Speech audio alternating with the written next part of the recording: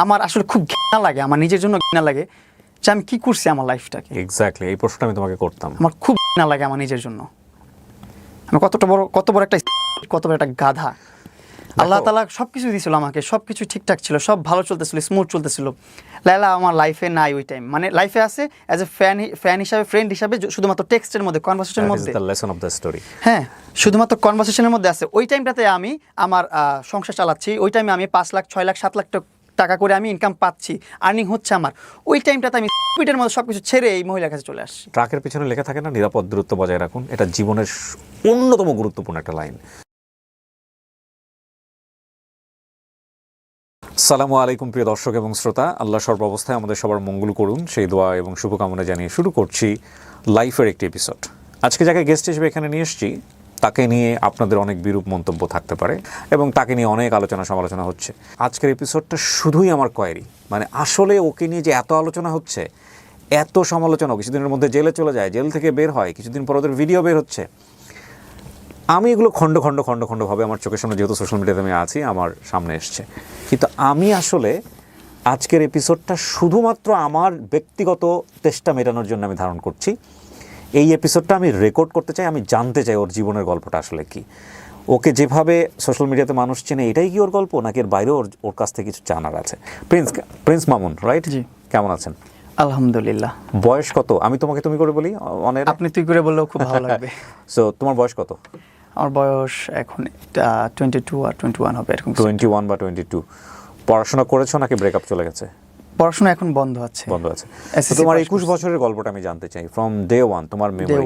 আমার জন্মস্থান মহাখালী দক্ষিণ পাড়াতেই। আমার বাবা তখন মালয়েশিয়াতে প্রবাসে ছিলেন। আমার বাবা ওইখানে কাজ করতো, অনেক ভালো একটা স্যালারি আসতো। অ্যান্ড এইখানে আমার ফ্যামিলিটা খুবই সুন্দর ছিল।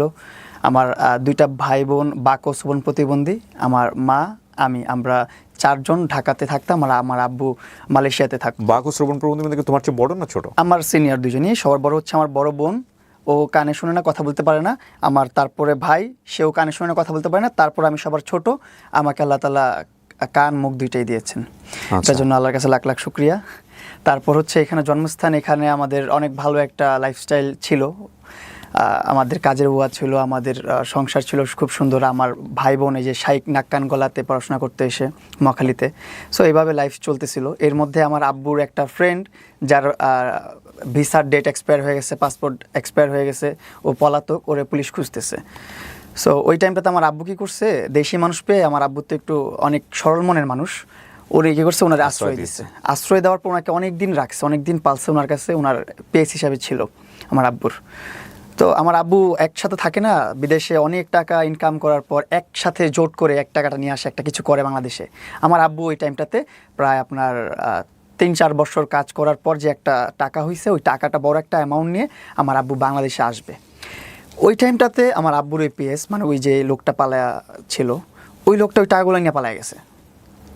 তখনই আমার আব্বুর একটু মেন্টালি প্রেশার পড়ে গেছে, একটু না অনেকটা প্রেশার পড়ছে, যেহেতু 3-4 বছরের উপর যেহেতু টাকা পয়সা সব কিছু নিয়ে পালায় গেছে। তার বিশ্বাসযোগ্য একটা বন্ধু বা পিএস যেটাই হোক, সে নিয়ে পালায় গেছে। তখন বলতে মানে আব্বু তাকে পিএস হিসাবে রাখতো সবসময় তার বাসায়। সে তো আর বাইরে যে কিছু করতে পারতো না, কারণ তার ভিসা এক্সপায়ার, তার পাসপোর্ট এক্সপায়ার। আমার আব্বুর সব কাজ করতো, আব্বুর কাছেই থাকতো ওই লোকটা। আচ্ছা, হ্যাঁ, ওই লোকটা সব কিছু নিয়ে পালায় গেছে। এখন ইভেন ওই লোকটা আমাদের থেকে রিচ, এই ঢাকা শহরে তার একটা বিল্ডিং আছে, তার একটা বাড়ি আছে মতিঝিলের দিকে, সেই জায়গার স্থানীয়। কিন্তু ওইটার বিচার এখন হয় নাই, ওটা পরে যায় প্রসঙ্গে।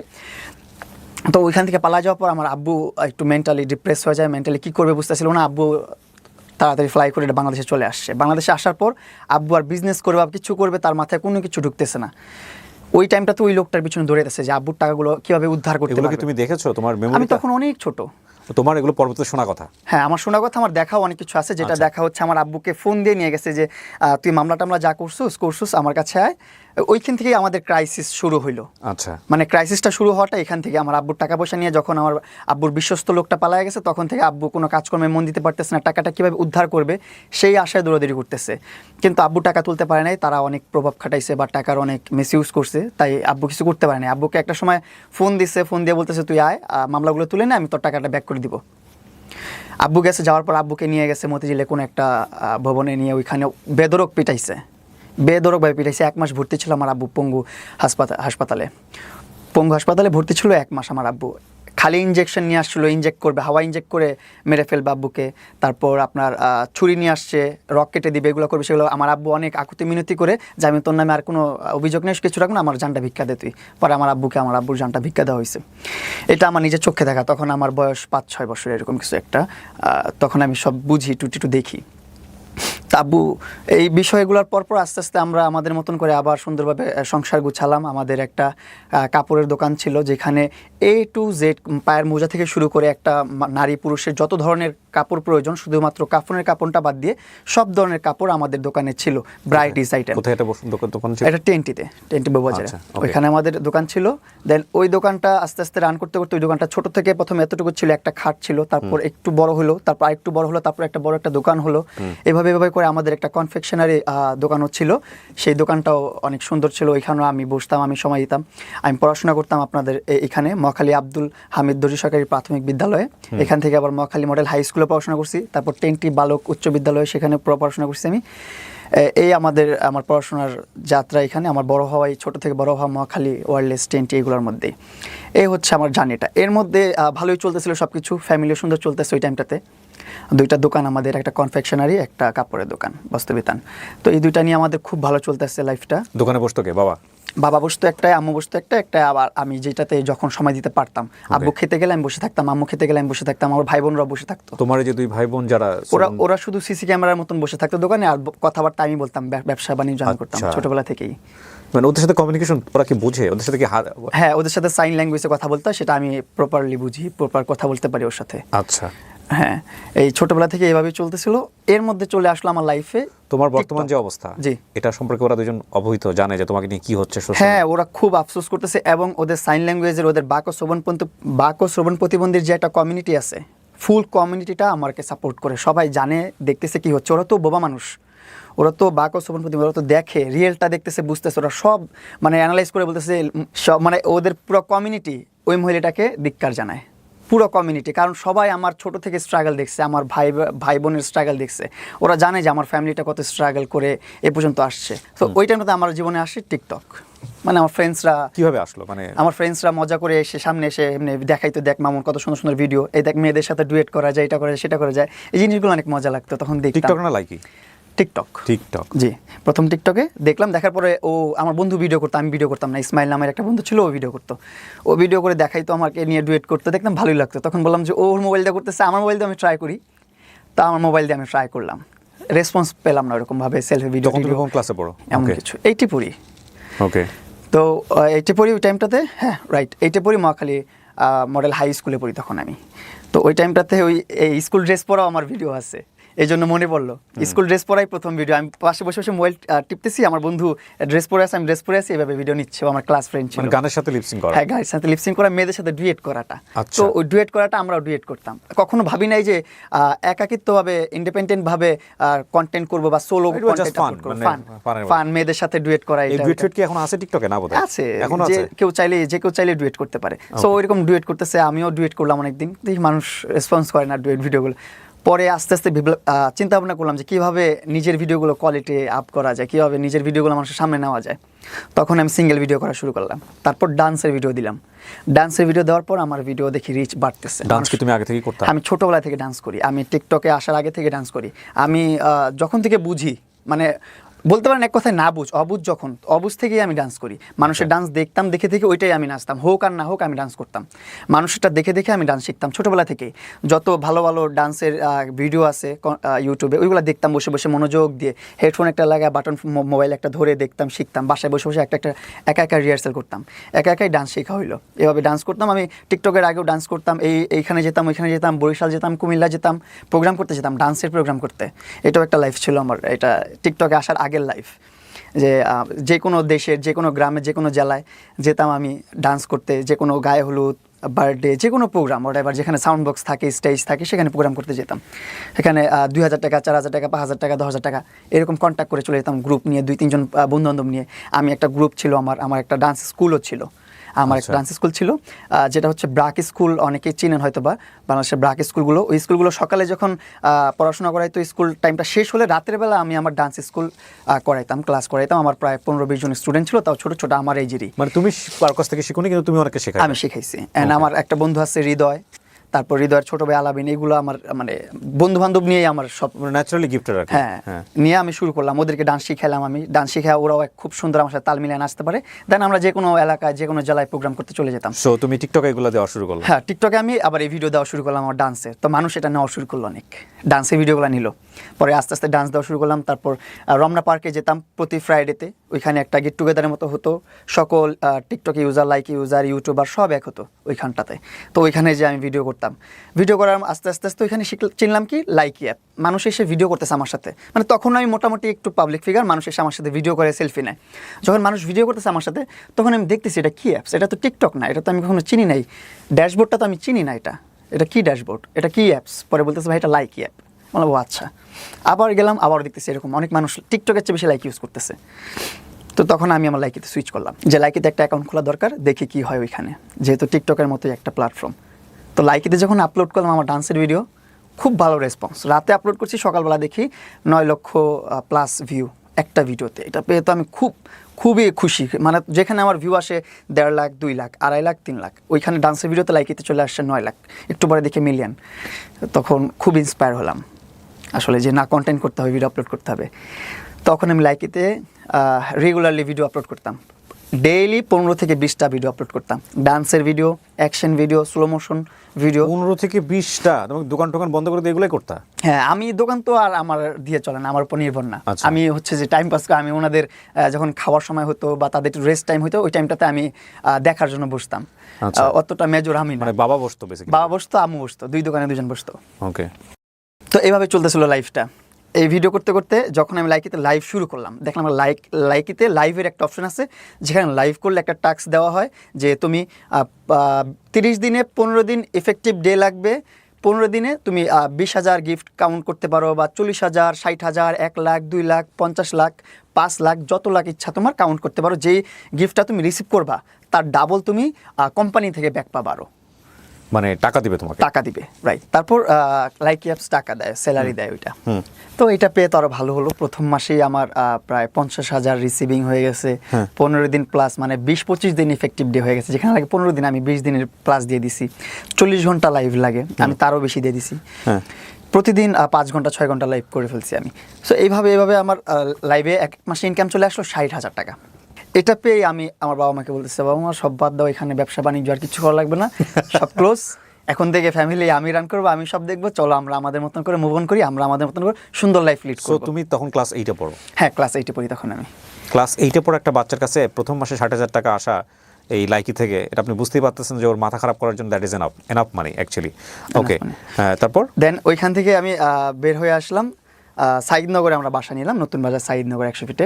ওইখানে একটা ফ্ল্যাট নিয়ে আমার ফ্যামিলি। তোমার বাবা মা তোমাকে অনেক লাভ করে? অনেক লাভ করে, আমি আমার বাবা মাকে অনেক লাভ করি। আর এই দুনিয়াতে যত সংগ্রাম আছে সবকিছু আমার ফ্যামিলির জন্য, আমার বাবা মার জন্য। এটা আমি কেন বললাম, কারণ দেখেন বাসা যে চেঞ্জ করলা, এটা কি তোমার কথা শুনে চেঞ্জ করছে তারা? হ্যাঁ, আমার কথা শুনি। মানে কোথা থেকে টাকা আসতেছে, কি করতেছে, কোনো কিছু হিসাব করে নাই তারা? চিন্তা করে দেখছে তারা, আমি তো সারাদিন লাইভ করি, তখন তারা দেখতেছে যে সারাদিন কি করে মোবাইলে। আচ্ছা। আমি প্রতিদিন লাইভ। আমার আম্মু আমাকে ফুল সাপোর্ট করতো। আমার আম্মু আমি যখন বের হতাম বাসা থেকে, আমি সকালে বের হতাম, দুপুরের খাবার খেতাম না, কিছু করতাম না, 50 টাকা 100 টাকা পকেটে নিয়ে বের হতাম, বাইরে যে সিঙ্গারা খেতাম, এটা খেতাম, সেটা খেতাম, এইভাবে করে আমার লাইফটা চলতো। তখন ভিডিও করতাম, তো অনেক ভিডিও করতাম। সকালে বের হলে সন্ধ্যাবেলা বাসা ফিরতাম, দুপুরের খাবারের হাতে মাঠে ঘাটে বিভিন্ন জায়গায় ভিডিও করতাম, সব জায়গায় যেখানে যেভাবে পারতাম। আমার কথা হচ্ছিল তখন যে কন্টেন্ট দিতে হবে, কন্টেন্ট আপলোড করতে হবে, তাহলে আমার ফ্যামিলি সব কিছু একটা ভালো একটা পর্যায়ে নিয়ে যেতে পারবো। আমি বুঝতেছিলাম তখন। ওকে, তারপর যত যাই হোক আমি কন্টেন্ট করবো, অনেক কন্টেন্ট করতাম তখন। এইভাবে লাইফ চলতেছিল। বাবা মাকে নিয়ে সুইচ করে ফেললাম, সাইদনগরে ফ্ল্যাট নিলাম একটা, ওইখানে অনেক বড় সড়ো একটা প্রায় 2000 স্কোয়ার ফিটের একটা বাসা নিলাম, নিয়ে ওইখানে আমার বাবা মা নিয়ে থাকা শুরু করলাম 2018 সাল থেকে। জি। এই 2018 সাল থেকে সাইদনগরে আমার বসবাস, আমার ওইখানে ইনকাম দিয়ে আমার ফ্যামিলি রান করা শুরু করলাম। চলতেছিল সব গুড, সব কিছু ভালোভাবে কন্টেন্ট করতেছিলাম, লাইভ করতেছিলাম। কিছু মাসে ছিল আপনার 1.5 লাখ টাকা ইনকাম আসতেছে, কিছু মাসে 2 লাখ, কিছু মাসে 2.5 লাখ।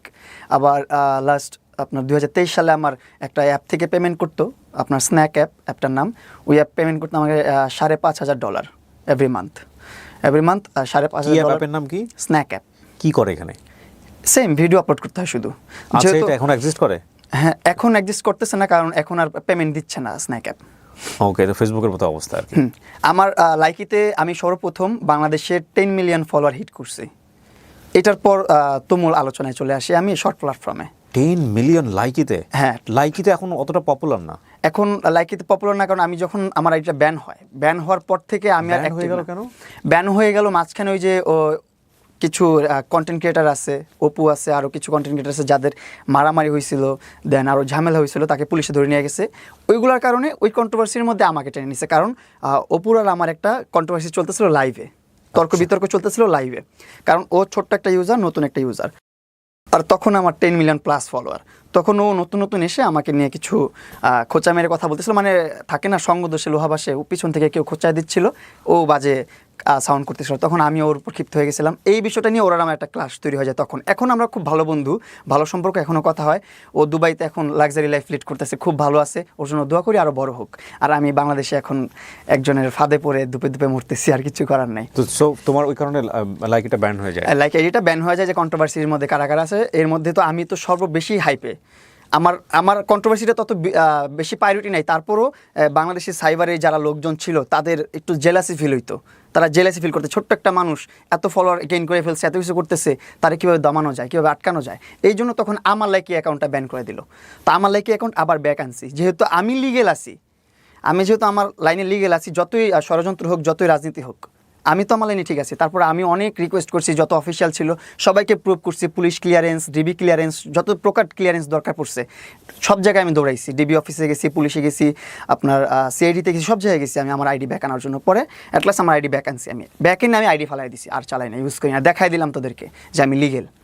তারপর আমি লাইকির মধ্যে কোনো ইন্টারেস্টই নেই আমার লাইকিতে। তারপরও সংসার চালাচ্ছিলাম লাইকির টাকা পয়সা দিয়ে, লাইকি থেকে এই স্যালারি নিয়ে ওইখানে অনেক ভালো একজন কন্টেন্ট ক্রিয়েটার ছিলাম। বাংলাদেশে যে কোনো স্পন্সার, যে কোনো কাজ আসতো সর্বপ্রথম আমার ডাক পড়তোই।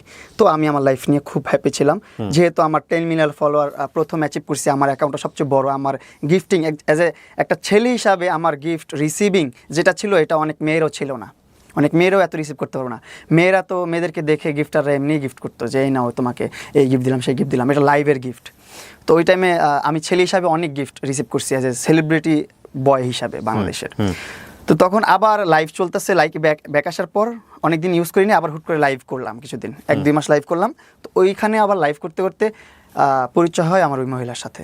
আমি ইনস্টাগ্রামে লাইভ করি, লাইকিতে লাইভ করি, যেখানেই লাইভ করি একটা নাম সবসময় কমেন্টস করতো, আর কমেন্টসের সাথে পার্পল হার্ট, ব্লু হার্ট, মানে ব্যতিক্রম ইমোজি ইউজ করতো, যেগুলো চোখে পড়তো, নোট আউট হওয়ার মতন ইমোজি ইউজ করতো। এটা কি লাইকিতে? লাইকিতে, ইনস্টাগ্রামে, দুই জায়গাতে, যেখানে আমি লাইভ করি, যেখানে আমি ভিডিও পোস্ট করি, ভিডিও পোস্ট করলো মাইকিং মাই এটা ওইটা সেটা, ও এভাবেই কমেন্ট করেছে। যখন অপরিচিত তো সেই অবস্থাতেও ও আমাকে মাইকিং, মাই সুপারস্টার, এটা ওইটা সেটা এগুলো কমেন্টস করতো। তো এগুলো খুব টাচি লাগে আমার কাছে, যে না মেয়েটা বা এই মহিলাটা খুবই ভালো, আমাকে ভালো ওয়েল উইশার, গুড উইশার, আমি একটু সাপোর্ট করি। কী চায় একটা ফ্যান, কী চায় একটা ইনফ্লুয়েন্সারের কাছ থেকে? একটু অ্যাটেনশন চায়। তো আমি একটু অ্যাটেনশন দিলাম, লাইভ একদিন কলে নিলাম, নেওয়ার পর সে আমাকে তার বাসার পেটস দেখাচ্ছে, পাখি আছে, ডগি আছে, এটা আছে সেটা আছে, সে আমাকে এগুলো দেখাচ্ছে। তখন আমি আবার, এখনও পেটস লাভার, আমি পেটস খুব ভালোবাসি। আমার বাসায় 5টা ডগি আছে, তারপর পাখি আছে, এগুলো আমি পালি, আমার খুব পছন্দ, আমার মাও পছন্দ করে এগুলো। ওর সাথে কথা হতে কনভারসেশনের মধ্যে ও আমার বাসায় একটা পাপি পাঠিয়ে দিছে, ছোট্ট একটা ডগি। বাসার ঠিকানা জানতো? হ্যাঁ, ওই যে কথা হচ্ছে মোবাইলে তখন, তোমার বাসা কোথায়, আমার বাসা এখানে, হ্যাঁ আমার বাসা এখানে, তোমার বাসা ওইখানে, এগুলো সব কথা হচ্ছে। ওর সাথে কথা বলার ইন্টারেস্টটা ওই পেটস নিয়েই, যে ওর বাসায় অনেকগুলো পেটস আছে, আমি একটু কথা বলি ওর সাথে, পেটস নিয়ে অনেক আইডিয়া পাবো আমি। ও শিজু ব্রিডের ডগ দেখাচ্ছে, লাসা ব্রিডের ডগ দেখাচ্ছে, এই টিয়া পাখি, ওই টিয়া পাখি, এই ময়না পাখি, এই পাখি, ওই পাখি, সব আমাকে ডিটেলস দেখাচ্ছে। পরের দিনই আমি যখন আমার ইন্টারেস্ট ওরে শো করলাম যে আমি আসলে ইন্টারেস্টেড ডগ পালতে বা পেটস পালতে, তারপরেও আমার বাসায় একটা পেটস পাঠিয়ে দিয়েছে। তখন আমি খুব ইমপ্রেস হলাম, আসলে কি চাইলাম, না চাইতে চলে আসলো, এখনো চাইলাম না, আমি পছন্দ করি, জাস্ট এতেই চলে আসছে। এই একটু ওর দিকে একটু অ্যাটেনশন গেল। যাওয়ার পরে এই ডগিটাকে, ছোট্ট একটা ডগি পাঠাইছিল, সেটার বয়স তখন 30 দিন। ওইটাকে আমি পেলে বড় করছি, এখনও আছে আমার কাছে, আমি পালি, বাচ্চার মতোই পালি এখনও, আমার সন্তানের মতো। এটা কত সালের ঘটনা? এটা 2021 কি 22 সালের ঘটনা। 21 বা 22। এই ঘটনা শুরু হলো আস্তে আস্তে, যখন দেখতেছে আমার অনেক গরম লাগতেছে, বাসার নিচে দেখে এসি চলে আসছে, ব্যান গাড়িতে করে। কিরে এসি চলে আসলো, পরে ফোন দিয়ে বলতেছে এসিটা ফিটিং করে দিয়ে আসবে, তোমার সমস্যা নেই, এটা লাগাই। You exchange your number, right? তুমি তাকে ফোন নাম্বারটা দিছিলা, এই কথা বলতে, ইনস্টাগ্রামে কথা হচ্ছে, তখন নাম্বার আদান এক্সচেঞ্জ প্রদান করেছো হয়েছে। তোমরা। এই জিনিসটা কি শুধু লায়লার সাথেই ছিল ওই সময়টাতে, নাকি আরো অনেকের সাথেই ছিল তোমার ফোন নাম্বার আমি শেয়ার? সবার সাথেই কথা বলছি, সবার সাথেই অ্যাক্সেস আছে, সবাই আমার ফ্রেন্ড, ওকেও আমি ফ্যান হিসাবে গাইড করতেছি। বললাম না, ওই যে গিফট নেওয়া দেওয়াটা কিন্তু আমার কাছে খুবই নর্মাল বিষয়, কারণ হচ্ছে আমি লাইভ করি। লাইভে আমাকে এমনও সময় ছিল 5 মিনিটের একটা ব্যাটেল, সেই ব্যাটেলে 2 লাখ 3 লাখ 4 লাখ টাকা মানুষ খরচ করতো আমার ব্যাটেলের মধ্যে, মানুষ গিফট করতো। ব্যাটেল বলতে? ব্যাটেল ধরেন লাইকিতে আমি লাইভ করতেছি, আমি বাংলাদেশের একজন ছেলে, বাংলাদেশের একজন সেলিব্রিটি, হ্যাঁ, এখানে আমি লাইকির প্ল্যাটফর্মের একজন সেলিব্রিটি প্রিন্স মামুন লাইভ করতেছে, এর সাথে কন্টেস্ট হবে আরেকটা দেশের আরেকটা সেলিব্রিটির বা আরেকটা কন্টেন্ট ক্রিয়েটরের, সেটা ইন্ডিয়ার হতে পারে, পাকিস্তানের হতে পারে, বা অন্য দেশের হতে পারে, হোয়াটএভার, যে কোনো দেশের হতে পারে, কিন্তু বাংলাদেশের না। তখন এই সিস্টেমটা ছিল, অন্য দেশের মানুষের সাথে কন্টেস্ট করতাম, আমরা দুজন একসাথে লাইভ করতাম, মাঝখানে একটা ভার্সেস ছিল ভিএস, ওইখানে ক্লিক করলে 5 মিনিটের একটা কাউন্টডাউন চলতো। 5 মিনিটের মধ্যে যেই সাইডে সবচেয়ে বেশি গিফট পড়বে ওই সাইডটা উইনার, ওই দেশটা উইনার, ওই ইনফ্লুয়েন্সারটা উইনার। তো ওই টাইমটাতে যখন আমি লাইভ করতাম, আমাদের কিছু প্রবাসী ভাইরা ছিল, কিং ভাই, নূর কামাল ভাই, তারপর আরও কিছু আমার যে এজেন্ট ছিল, তারা আমাকে খুব সাপোর্ট করতো। যখন আমি কারোর সাথে ব্যাটেল খেলতাম, ইন্ডিয়ান হলে তো মারতোই, পাকিস্তানি হলে তো কোনো কথাই ছিল না, 1 লাখ 2 লাখ 3 লাখ টাকা তারা এমনি ঢেলে দিত আমার লাইভের মধ্যে, যে মামুন জিতবে। সো এই যে লাইভের যে তারা টাকাটা দিচ্ছে, এই টাকাটা তারা কিভাবে দিত? এই টাকাটা হচ্ছে লাইকিতে ডায়মন্ড কিনা যায়, একটা ডায়মন্ড হয়তো বা 2 টাকা 1.5 টাকা এরকম, হ্যাঁ, 1000 ডায়মন্ড 1500 টাকা 1600 টাকা 1700 টাকা কিনে 1800 রাখতো টাকা। তারা? হ্যাঁ, তারা এরকম লাখ লাখ ডায়মন্ড কিন্তু, তারা 1000 2000 ডায়মন্ড কিন্তু না, লাখ লাখ ডায়মন্ড কিন্তু। আমার লাইভে 50,000 60,000 1 লাখ এরকম ডায়মন্ড সেন্ড করতে তারা। লাভটা কি? লাভ কি, এই তো সেলিব্রিটি শো হচ্ছে, এটাই লাইভ। আমার লাইভে ভিউয়ার্স তুমি কি আইডেন্টিফাই করতে পারতা যে তোমাকে এত হ্যাঁ, বড় এটা বড় identify স্টার আমিও করতে দিল পারতাম। বা দিল, তাকে তুমি আইডেন্টিফাই করতে পারতা? হ্যাঁ, আমি আইডেন্টিফাই করতে পারতাম। ইভেন আমার ভিউয়ার্স যারা ছিল 2000 3000 ভিউয়ার্স থাকতো, ওরাও আইডেন্টিফাই করতে? তারাও আইডেন্টিফাই করতো যে কে মামুনকে গিফট করতেছে। ধরেন আমি লাইভ করতেছি, আপনি ভাইয়া আয়েশা আমাকে 1 লাখ টাকার একটা গিফট সেন্ড করছেন, এইটা শো করবে আমার লাইভে, আর যে কিবরিয়া বা আপনার অ্যাকাউন্টের নাম যেটাই দিবেন সেটা শো করে এভাবে যাবে। ওই সময় অন এভারেজ তোমার মাসে ইনকাম কত ছিল সবকিছু মিলায়? 2 লাখ 2.5 লাখ, তারপর বললাম না স্ন্যাক অ্যাপ যখন আসছে তখন 6 লাখ 7 লাখ 8 লাখ এরকম করে ইনকাম আসছে। এটা আপ অ্যান্ড ডাউনের মধ্যে থাকে ইনকাম, ইনফ্লুয়েন্সারদের ইনকাম তো কখনো স্থায়ী থাকে না, স্টেবল থাকে না, রাইট, আপস অ্যান্ড ডাউনের মধ্যে থাকেই।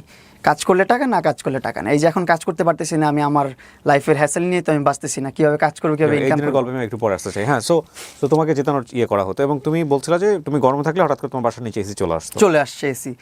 তখন আরো ইমপ্রেস হতাম আস্তে আস্তে, বেডশিট ভালো না লাগলে বেডশিট চলে আসতেছে, মনিটর ভালো না লাগলে মনিটর চলে আসতেছে, সব চলে আসতেছে। তুমি রেগুলার কথা বলতে তার সঙ্গে ওই সময়টাতে, নাহলে তোমার আমি বাসার রেগুলার লাইভ বেডশিট নিয়ে জানতো কিভাবে? আমি রেগুলার লাইভ করতাম। না সেটা ঠিক আছে, কিন্তু ধরো তোমার বাসায় যে বেডশিট নাই বা তোমার আমার লাইভে দেখতো।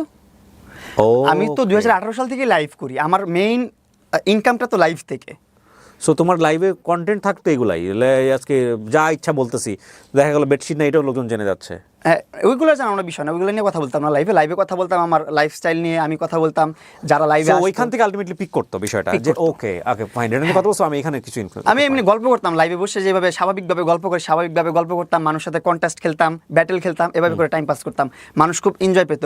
আমরা পানিশমেন্ট ব্যাটেলও খেলতাম, যেমন আমার সাথে আরেকজন থাকবে সেলিব্রিটি, বাংলাদেশের কেউ একজন বা অন্য কোনো দেশের একজন, তাই সে যদি হেরে যায় আমি যা বলবো তার তাই করতে হবে। বলতাম মাথায় পানি ডালতো, মরিচ খেতে বলতাম মরিচ খেতে, এগুলো মানুষ দেখে অনেক মজা নিত, তাদের টাইম পাস হতো। এইগুলো ছিল আমাদের লাইভের কনসেপ্ট। এই লাইভগুলো মানুষ অনেক মিস করে, মানুষ অনেক দেখতে চায় লাইভগুলো, যে একজনকে পানিশমেন্ট দিবে, মজা করবে লাইভের মধ্যে। আমি কখনো লাইকি দেখি নাই, যে কারণে হয়তো অনেকেই যারা লাইকি ইউজার আছেন তারা হয়তো আমার কোশ্চেনগুলোকে অনেকে বোকার মতো মনে করতে পারেন।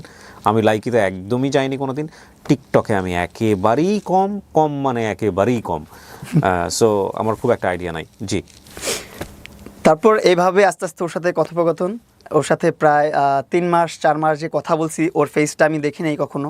তাই? হ্যাঁ, তার মধ্যে এত গিফট পাঠিয়ে দিচ্ছে? হ্যাঁ, এত গিফট পাঠিয়ে দিচ্ছে। ওর সাথে ওর ফেসটা দেখি নাই, ওর সাথে দেখা হয় নাই, শুধুমাত্র কথা হতো ফোনে ভিডিও কলে কথা হলো, ওর এক সাইড দেখাইতো, ফুল ফেসটা আমাকে দেখাইতো না। তো তুমি কোয়ারি বলতা না যে তুমি কেন দেখাও না? আমি জোর করতাম না আসলে, আমি বলতাম যে দেখাও, পুরো চেহারাটা দেখাও, এমন করে সেমন করো। দেখাইতো যখন মেকআপ টেকআপ করতো অনেক বেশি করে, তখন দেখাইতো, নর্মালি বেসিক ভাবে দেখাইতো না। আচ্ছা। তো এইভাবে 5-6 মাসে ও ওয়েট লসও করছে অনেক। ও রাস্তার মধ্যে, মানে ওর যে ডিএচএস পার্ক, ওইখানে ও ঘুরতো, সারা রাত ঘুরতো, হাঁটতো, আর আমার সাথে কলে কথা বলতো। আমরা কনভারসেশন করতাম লাইফস্টাইল নিয়ে, কীভাবে কী চললো, সারাদিন কী করলাম, ও কী করতেছে, এগুলো নিয়ে ও গল্প করতেই থাকতো, সারাদিন পেম্পার করতাম আমাকে। তোমাকে যত গিফট আসতো তার মধ্যে সবচেয়ে ওর গিফটগুলো ইমপ্রেসিভ ছিল? ওর গিফটগুলো ইমপ্রেসিভ হওয়ার কারণ হচ্ছে ও ভার্চুয়াল লাইফে গিফট করতো না, একদম প্র্যাকটিক্যালি প্র্যাকটিক্যালি গিফট করতো, এই জন্য ওরগুলো একটু বেশি এক্সক্লুসিভ লাগছে। ততদিনে যেহেতু তোমার সঙ্গে কথাবার্তা হচ্ছে বাই ফোন, সো নিশ্চয়ই তোমরা দুজনের সম্পর্কে শেয়ার করছো যে লাইক ওর লাইফটাকে। না, ওর লাইফস্টাইল নিয়ে ও কখনো কিছু বলে না, শুধু আমারটা শুনছে। শুধু শুনছে? আর তুমি বলেই গেছো? আমি বলে গেছি। ওর লাইফ নিয়ে যখন শুনতে চাইছি, ও যেগুলো বলছে এগুলা এখন আমি যদি বলবো যে বানোয়াট কথা বলে। সেগুলো তখন তোমাকে যেটা বলছে এটাই বলো আমাকে। হ্যাঁ, তখন আমাকে যখন আমি জানছিলাম তোমার বাসায় কে কে থাকে, বলতো যে আমি একাই থাকি, আমার আম্মু আছে, আমার কাজিনের বাচ্চারা আছে। আমি বললাম ও ঠিক আছে। ঘুরাই ফিরাই দেখাইতো কাজিনের বাচ্চাদেরকে, ওরা দেখাইতো ওরা আর্মি ব্যাকগ্রাউন্ডের, এতটুকু বলতো। ওর পাস্টে কি জব করছে বা এখন কি জব করতেছে এগুলো নিয়েও কখনো কিছু বলতো না। আমি জিজ্ঞাসা করলেও বলতো না। আমি যখন জিজ্ঞাসা করতাম তোমার বাসার অ্যাড্রেসটা বলো, তুমি খুঁজে নাও, তোমার নাম কি খুঁজে নাও, তোমার বয়স কত খুঁজে নাও, এইগুলা ছিল এটা main point. Kind of mystery character রাখছে। হ্যাঁ, মিস্ট্রি কার্ডটা রাখতো, ও আমাকে বলতেছে খুঁজে নাও। তা আমিও বেশি প্রশ্ন করতাম না, আমারও তো অত কৌতূহল ছিল না যে ওর কাছে অনেক কিছু জানতে হবে ওর লাইফস্টাইল নিয়ে। আমার বিষয় হচ্ছে আমার ফ্যান, ও আমারটা জানুক, এটাই অনেক বিষয়। আমার ওরকে নিয়ে এত ঘাটাঘাটির দরকার নেই। তো এর মধ্যে একটা সময় আসলো যে অনেক ম্যাটেরিয়ালস গিফট করে ফেলছে আমাকে, অনেক ওর যে ফাদ বা ওর যে টার্গেটটা এটাও ফিল আপ হয়ে গেছে। আমি ওর দিকে তুমি তখন জানো না, আকর্ষিত হয়ে গেছি। তোমার কি গিফট দিয়েছে তখন? ও আমাকে এমনি ম্যাটেরিয়ালস ছোট ছোট কিছু জিনিসপত্র আছে না, যেমন ধরেন মনিটর, এসি, তারপর কি আছে আরো, ডগি, পাপ্পি, পাখি, তো এইগুলাই ছোট ছোট রেগুলার মোটামুটি তোমাকে গিফট দিত? হ্যাঁ, রেগুলার মোটামুটি যখনই মাসে একটা দুটা গিফট দিতই আমাকে। আচ্ছা, আমাকে ইমপ্রেস করার জন্য। আর আমি আস্তে আস্তে, তখন আমার বয়সটা খুব কম ছিল। তুমি দিতে ওকে না? আমি কিছু দিতাম না। আচ্ছা, আমি শুধু ওর শার্ট আউট দিতাম আমার লাইফে। শার্ট আউট বলতে? বলতাম যে লায়লাকে সবাই ফলো করো, এটা করো, সেটা করো। ওকে লায়লারও লাইকিতে অ্যাকাউন্ট ছিল? হ্যাঁ, ওর অ্যাকাউন্ট না থাকলে আমার কিভাবে ও কমেন্টস করতো। ফাইন। তো একটা ফ্যান কি চায়? মতো প্রশ্ন করে ফেলছি। লাইভে শার্ট আউট দিতাম সবসময়, ব্লু ফেরি লায়লা এরকম ফলো করেন, এটা করেন, সেটা করেন, আমার শুভাকাঙ্ক্ষী, এরকম ভাবে আমি ফলো করে দিতাম, মানুষকে বলতাম। মানুষ তখন আমার লাইভের এভারেজ যত ভিউয়ার্স ছিল সবাই তখন চিনে ফেলছে লায়লাকে। লায়লা একজন শুভাকাঙ্ক্ষী, আমার লায়লা আমাকে গিফট করতেছে, সেটা করতেছে, আমার লাইভে সব দেখতেছে। আমি তো ওপেন সবাইকে দেখাই তখন, এগুলো তো লুকোচুরির কিছু না। একটা মানুষ আমাকে গিফট করতেছে, একটা মানুষ আমাকে কিছু দিচ্ছে, সেটা তো আমি দেখাইতেই পারি, এটা তো লুকানোর কিছু না, আমার বলতেও পারি, আমার বলতেও দ্বিধাবোধ করি না আমি। ও বলার আগেই কিন্তু আমি সব জায়গায় সব যোগাযোগ মাধ্যমে বলে দিছি যে এইগুলো লায়লা আমাকে করছে, এগুলো লায়লা আমাকে দিছে। কারণ কি, আমি আমার দিক থেকে আমি ক্লিয়ার থাকতে চাইছি, অলওয়েজ ফ্রেশ থাকতে চাইছি যে না, এগুলো হয়েছে আমার লাইফে। এইভাবেই চলতেছিল। তারপর হুট করে একদিন মনে হলো যে না, ওর সাথে দেখা করি। একটা মানুষ আমার পিছনে এত টাকা ইনভেস্ট করতেছে, এত টাকা খরচ করতেছে, কেন করতেছে? সে আমার সাথে এখনও দেখা করে নাই, সে আমার সাথে একটা কন্টেন্ট করে নাই, কেন করতেছে? দেখা করতে চায়, কন্টেন্ট করতে চায়, এটাই তো তার মূল উদ্দেশ্য। যাই, তাকে একটু সুযোগ করে দিই। সে হয়তো বা লজ্জা পাচ্ছে, সে করতে পারতেছে না। এই জন্য আমি নিজে ওর বাড়িধারা ডিউচেস যে ওরে খুঁজে বের করছি। ইভেন আমি খুঁজে পাই নাই লাস্ট পর্যন্ত, অনেক বড় এরিয়া তো, এইভাবে পাই নাই খুঁজে, আমি অনেকক্ষণ খুঁজছি, পাই নাই। দেন ও নিজেই বলছে যে 3 নম্বর রোডে আসো, এখানে আসো, এইভাবে আসো, এই যে বাসা এইভাবে। ও অ্যাড্রেস দিয়ে দিছে লাস্টে, যখন দেখছি আমি অনেকক্ষণ খুঁজতেছি, পাই নাই ওকে। পরে আমি ওর বাসা নিচে দাঁড়ালাম, ওই বারান্দায়, ওরা আমি দেখি নাই। ও 3 তলা 4 তলার উপরে বারান্দা, লাইট অফ, অন্ধকারের মধ্যে দাঁড়ায় আছে। একটা অবয়ব যে আছে, ছায়া আছে, এতটুকু আমি অনুভব করতে পারছি। একটা অবয়ব দাঁড়ায় আছে এখানে, এর বাইরে আমি কিছু অনুভব করতে পারিনি। দাঁড়ায় দেখা ওইখান থেকে হায়ালো দিয়ে ওইখান থেকে চলে আসছি। চলে আসার পর এর মধ্যে কিছুদিনের মধ্যে একটা ঈদ চলে আসছে, হয়তো বা কুরবানি ঈদ অথবা রোজার ঈদ, কিছু একটা ঈদ আসছে। ঈদের মধ্যে বলতেছে শোনো, ঈদ চলে আসছে, চলো ঈদের আগে আমরা একটু দেখা করি। ঈদ চলে আসছে, দেখা না করলে কেমন দেখা যায়? আমি ঠিক আছে, সমস্যা নেই, আমি তো দেখা করতেই চাচ্ছি তোমার সাথে, আমি তো চাচ্ছি তোমাকে একটু অ্যাটেনশন দিই, তোমাকে একটু সময় দিই, তোমাকে একটু ভিডিও করে দিই, সময় দিই, আমি চাচ্ছি নিজে থেকেই। কারণ তুমি এত টাকা ইনভেস্ট করতেছো আমার পিছনে, অবশ্যই কিছু কোনো না কোনো একটা উদ্দেশ্য তো আছে। কিন্তু উদ্দেশ্যটা যে এত ভয়ঙ্কর, এটা আমি বুঝতে পারিনি ওই সময়। তারপর ওর কাছে আসলাম, ওর বাসায়, ওর ছাদে নিয়ে গেছে। ছাদে একদম অন্ধকার, মাস্ক পরে বসে আছো। এই ওর সাথে কনভারসেশন, এখানে কথা বললাম একটু, হাই হ্যালো কেমন আছো, এইটাই। পরে ওইখানে একটা ফ্রেন্ডলি হাক দিলাম। মাস্ক পরে বসে আছে বলতে? অন্ধকারের মধ্যে চলতেছে, করোনার পর। আচ্ছা, মানে মাস্ক পরাটা যুক্তিযুক্ত ছিল নাকি তোমার কাছ থেকে ফেসটা হাইড করতে চাচ্ছে? ফেসটা হাইড করাটাই মনে করি যুক্তিযুক্ত, কারণ হচ্ছে ওইখানে ছাদের মধ্যে ওর আমি ছাড়া কেউ নাই, ওইখানে করোনার আর কি আছে। তো ওইখানে একটা ফ্রেন্ডলি একটা হাগ হয়, হাগ হওয়ার পর বাই বাই চলে আসছি আমি, আমার মতন ওর মতন ছিল। কি কনভারসেশন হয় ওই সময় বসে তোমাদের? কেমন আছো, ভালো আছো, মানে নর্মাল কনভারসেশন যেটা। এটাই তোমাদের প্রথম দেখা? হ্যাঁ, প্রথম দেখা, অন্ধকারের ছাদের মধ্যে প্রথম দেখা। তারপর ওইখান থেকে চলে আসলাম। তারপর আবার যখন দেখা হয় তখন ও ছাদের উপরেই, অন্ধকারের মধ্যে। ওকে, ওটা ওদেরই বাসা ছিল? ওদেরই বাসা ছিল, হ্যাঁ। এখন যে বাসাটা আছে এই বাসার ছাদে। তারপর ও অনেক কিছু পরিকল্পনা করে রাখছিল, অনেক কিছুই করছে, অনেক কিছু হয়েছে। দেন ওইখান থেকে আমার বাসায় চলে গেছি। অনেক কিছু হয়েছে বলতে কি, মানে আমি জানি তোমাদের দুজনের সম্পর্কটা কি, বাট তোমার ইচ্ছার বিরুদ্ধে তো হয়নি, তোমারও তো ইচ্ছা ছিল। না, আমার ইচ্ছার বিরুদ্ধে কেন হবে? আমি তো তখন আমি অনেক ম্যানিপুলেট হয়ে গেছি ওই টাইমটাতে। আমার কথা হচ্ছে ওকে কিভাবে স্যাটিসফাইড করা যায়, ওকে কিভাবে খুশি করা যায়। মানে খুশি করার কথা চিন্তা করতেছো কেন? খুশি চিন্তা করতেছি কারণ ও একজন ডাইহার্ড ফ্যান, আমাকে এত কিছু রিয়েল লাইফে গিফট করতেছে, এত কিছু করতেছে আমার জন্য, কোনো কোনো একটা উদ্দেশ্য তো আছে। এক হচ্ছে দেখা করতে হবে, নাহলে ভিডিও করে দিতে হবে, নাহলে একটা ইনফ্লুয়েন্সারের পিছনে একটা মানুষ কেন ব্যাকআপে থেকে এত টাকা ইনভেস্ট করবে? মামুন এই কথাটা চিন্তা ভাবনা মামুন করি। একটা কথা জি, বলি, জি। সেটা হচ্ছে আমরা যারা ছেলেরা, জি। একটা ছেলেকে অনেক বেটার আমরা বুঝবো। বুঝি। আর তোমার বয়সটা আমি পার করে আসছি, 20-21 বছর সম্পর্কে আমার আইডিয়া আছে। তখন আমার 20-21 না, তখন মনে হয় 17 বছর বয়স। তাহলে তো এটা আরো ডেঞ্জারাস বয়স। প্রথম কথা, তখন 17 বয়স সন্ধিকালে ছিল তুমি। আর যার কথা আসছে ভদ্রমহিলা, তখন তো তিনি আলটিমেটলি কত, খুব বেশি তখন 45 এর মতো বয়স। তো কিন্তু ultimately- আমি জানতাম না তখন। আচ্ছা ঠিক আছে, জানতাম না, কিন্তু তখন দেখো নাই, তখন তুমি ছাদের মধ্যে তাকে না, তাকে অন্ধকার তো না দেখি তোমাদের মধ্যে এত কিছু হয়ে গেল ছাদের উপরে। না দেখি অনেক কথোপকথন হয়েছে, অনেক কিছু হয়ে গেছে। মানে এটা কি আলটিমেটলি কি ও অ্যাপ্রোচ করছে নাকি তুমি অ্যাপ্রোচ করছো, কোনটা? ও একটু ওর দিক থেকে ওর জায়গা থেকে আমি জানি না, ওর জায়গা থেকে এটা টাফ। কারণটা হচ্ছে কি, আমাদের জায়গাটা থেকে, মানে এই কারণে বলছি যে 45 এইজের একটা মেয়ে বা ভদ্রমহিলা, সে কিন্তু আলটিমেটলি একটা ছোট বাচ্চার সাথে সে এতটা আগ্রহ দেখানোর জানে না। কিন্তু কারণ আমাকে অনেক আগ্রহ দেখাইছে, উপরে ওর সবকিছু সেটআপ করে রাখছিল, সবকিছু ওর মোতাবেকই ছিল। নিশ্চয়ই তোমাদের মধ্যে আগে থেকে ফোনে কনভারসেশন হয়েছে না, বিষয়গুলো নিয়ে? ওরকম কোনো কনভারসেশন, আমি প্রথমবার যেমন মিট হয়েছে তেমনই ভাবছি। তারপর ওর সাথে কথাবার্তা বলে ওইখান থেকে আবার যখন চলে আসছি, পরের বার আমি ভাবছি সেম কথাই হবে। গেছি, যাওয়ার পর দেখি অন্যরকম পরিবেশ বানায় রাখছি ও। তারপর ওই বাসা থেকে বের হয়ে আসলাম, আসার পরে যখন আমি আমার বাসায় থাকতেছি, কন্টেন্ট করতেছি, এই নর্মাল লাইফ চলতেছে। আলটিমেটলি তোমরা বুঝে শুনে এরকম একটা রিলেশনশিপে যাচ্ছ, সেখানে কোনো কমিটমেন্ট না। ছিল? কোনো কমিটমেন্ট ছিল মানে না। কমিটমেন্ট বলতে এরকম যে না লায়লা, তুমি আমি আমার তোমাকে জীবনে ভালোবাসি বা তুমি আমাকে আসতেছো, ভালোবাসো। আমাদের রিলেশনশিপটা এরকম হবে এবং সেটা কমিটমেন্টের জায়গা থেকে হবে, গ্রো করবে, এরকম কোনো কিছু না ছিল? না, এরকম কোনো ধরনের কমিটমেন্ট ওর সাথে আমার ছিল না। অ্যাজ এ ফ্যান হিসাবে ওকে যতটুকু প্যাম্পার করা যায়, যতটুকু ওকে হ্যাপি করা যায় আমি চেষ্টা করছি। ওই সময়টা তার বোঝার আমার অতটুকু আমি বুঝতে পারি না বা অতটুকু ক্যাচ করতে পারি না যে আমি কী করতেছি, কী হবে, এটার ভবিষ্যৎ কী। না কিন্তু তোমার তো 17 বছর বয়স, তোমারও তো একটা ভয়ের ব্যাপার আছে। এরকম একটা মহিলার সঙ্গে তুমি যাচ্ছ, ওর হাজবেন্ড আছে কিনা, ওর বাচ্চা কাচ্চা হাজবেন্ড আছে? নাই, ও তো ক্লিয়ারই বলছে আমার হাজবেন্ড নাই, আমার কোনো কিছু নেই, আমার শুধু আম্মু আছে নিচে। কোনো তারপরে সমস্যা ধরো তোমাকে যদি আটকা দিতে পারতো, তোমাকে যদি আর্মি পার্সন তোমাকে একটা বিপদে ফেলে দিতে পারতো, তোমার না, এতটা কনফিডেন্ট পেলে ওর সাথে তো 6-7 মাস আমার সাথে কনভারসেশন হয়ে গেছে, কথাবার্তা হয়ে গেছে। 6-7 মাস পরে কনফিডেন্টটা পাইছো যে সামহাউ যে এখানে গেলে তোমার কোনো বিপদ হবে না। বিপদ হবে না, আমি এটা তখন বুঝি। তুমি কোথায় থাকো? তখন আমি থাকি সাইদনগরেই, সাইদনগর, আর ও থাকে হচ্ছে বাড়িধারা ডিএইচএস। বাড়িতে দিয়েছে। ওকে, তারপর 6-7 মাস কনভারসেশন পর তো আমার একটা আস্থা তৈরি হয়ে গেছে ওর জন্য, যে না ওইখানে গেলে আমার কোনো সমস্যা হবে না, বিপদ হবে না, এরকম চিন্তা ভাবনা করি ওর বাসায় গিয়েছি। তারপর আমি আমার বাসায় চলে গেছি, আমরা আমাদের মতো নর্মাল লাইফ লিড করতেছি, আমি আমার মতো লাইভ করি, আমি আমার মতন কন্টেন্ট করি, ওর মতো থাকতেছে, কাজ করতেছে, আমাকে ভিডিও কল দিয়ে দিয়ে কথা বলে। তো ওর ভিডিও কল দেওয়াটা না তখন বেড়ে গেল অনেক, তো আমিও এটা নর্মালিই নিছি।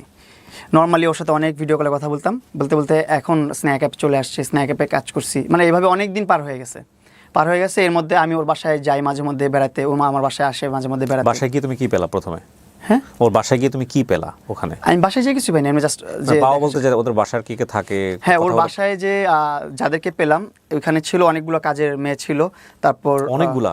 হ্যাঁ, অনেকগুলো কাজের মেয়ে আছে ওর বাসায়। ও বলছিল একটা ইন্টারভিউতে যে ওর 18 জন কাজের লোক আছে। আসলে ওর এরকম অনেকগুলো কাজের লোক আছে যেগুলা ওর কথায় সব কিছু করে। এখন সবকিছু করে বলতে এই যে আমি যে প্রিভিয়াস লাইফটা করছি, লাইফটা করার আগেই ওর কাজের বুয়া টুয়া যা আছে সব এনে দরজার সামনে এইভাবে ভিড় করে ফেলছে। লাইভে গেছি আর সব দৌড় দিছে, কাজের বোরা দৌড় দিছে, দারোয়ান দৌড় দিছে, নিচে যে লোক ছিল সব দৌড় দিয়ে চলে গেছে, লাইভের মধ্যে চলে এতগুলা আসবে। কাজের লোক বাসাতে? হ্যাঁ। মানুষ কয়জন, কি সেবা হয় এখানে? তারা মানুষ হচ্ছে আপনার 4 জন। তার জন্য 18 জন কাজের লোক? 18 জন, এখন 18 জন না, একটু কম আছে। আচ্ছা ঠিক আছে, ওকে। অবশ্যই, কিন্তু ওখানে গিয়ে তুমি যা দেখলা সেটাই বলো প্রথম দিন। হ্যাঁ, প্রথম দিন যেটা দেখলাম, আমি দেখলাম ওইখানে 4-5 জন কাজের লোক আছে। হ্যাঁ। 4-5 জন কাজের লোক। তারপর ওর একটা ছোট বাচ্চা আছে যে একটু মানসিক সমস্যা, ভারসাম্যহীন, মানে একটু হাইপার অ্যাক্টিভিটিস ওর। ওকে। Hyperactivity. ওর বয়স কত ছিল ওই সময়টাতে যখন ওকে দেখছো হাইপার অ্যাক্টিভিটিস যে করছে? তার বয়স কত ছিল? ছোট ছিল, এখন তার এইজটা কারেক্টলি বলতে পারতেছি না আমি। ওকে, ছোট। ও ছোট ছিল, আমিও খুব ছোট ছেলে ছিলাম। না মেয়ে বেবি? মেয়ে বেবি, দুজনেই মেয়ে বেবি ওর বাসায়। তো ওরে দেখতেছি পেম্পার করার জন্য 3-4 জন আছে। তার সাথে বাসায় পাখি পালার জন্য একজন আছে, ডগি পালার জন্য একজন আছে, এরকম ভাবে 5-6 জন কাজের লোক আছে। তো বাসায় যে দেখলাম ফ্যামিলি টেবিলি সব ওকে, ভালো, খুব সুন্দর। ছেলে মেয়ে কয়জন দেখলা? হ্যাঁ, ছেলে দেখিনি একজন। মেয়ে 2 জন ওনার? মেয়ে 2 জন, হ্যাঁ। আচ্ছা, বয়সে তোমার চেয়ে ছোট? বয়সে আমার থেকে 2জনই ছোট, আর একজন আমার সমবয়সী প্রায়। ও বললো না যে এটা আমার মেয়ে, নাকি কাজিনের মেয়ে বলে দিয়েছে? ওর তখনই বলছে আমার কাজিনের মেয়ে। যে আমার কাজিন আছে, ওর যে হাজবেন্ড ছিল, ছোট হাজবেন্ড, তাকে ওর কাজিন বলছে। আমি বলছি তাহলে ওর ছোট হাজবেন্ড বলতে মানে সেকেন্ড হাজবেন্ড? সেকেন্ড হাজবেন্ড, হ্যাঁ। ওকে। সেকেন্ড হাজবেন্ডটা কি বেশি আসা যাওয়া ছিল বাসায়, অনেক আসতো, তুমি যখন যেত তখনও আসতো? তখনও আসতো। তো আমি এইভাবে প্রশ্ন করতাম যে উনি কে, কি হয় তোমার? বলছে এই হচ্ছে আব্বু, আমার কাজিন হয়। আমি বলি তোর ওনার ওয়াইফ কোথায়?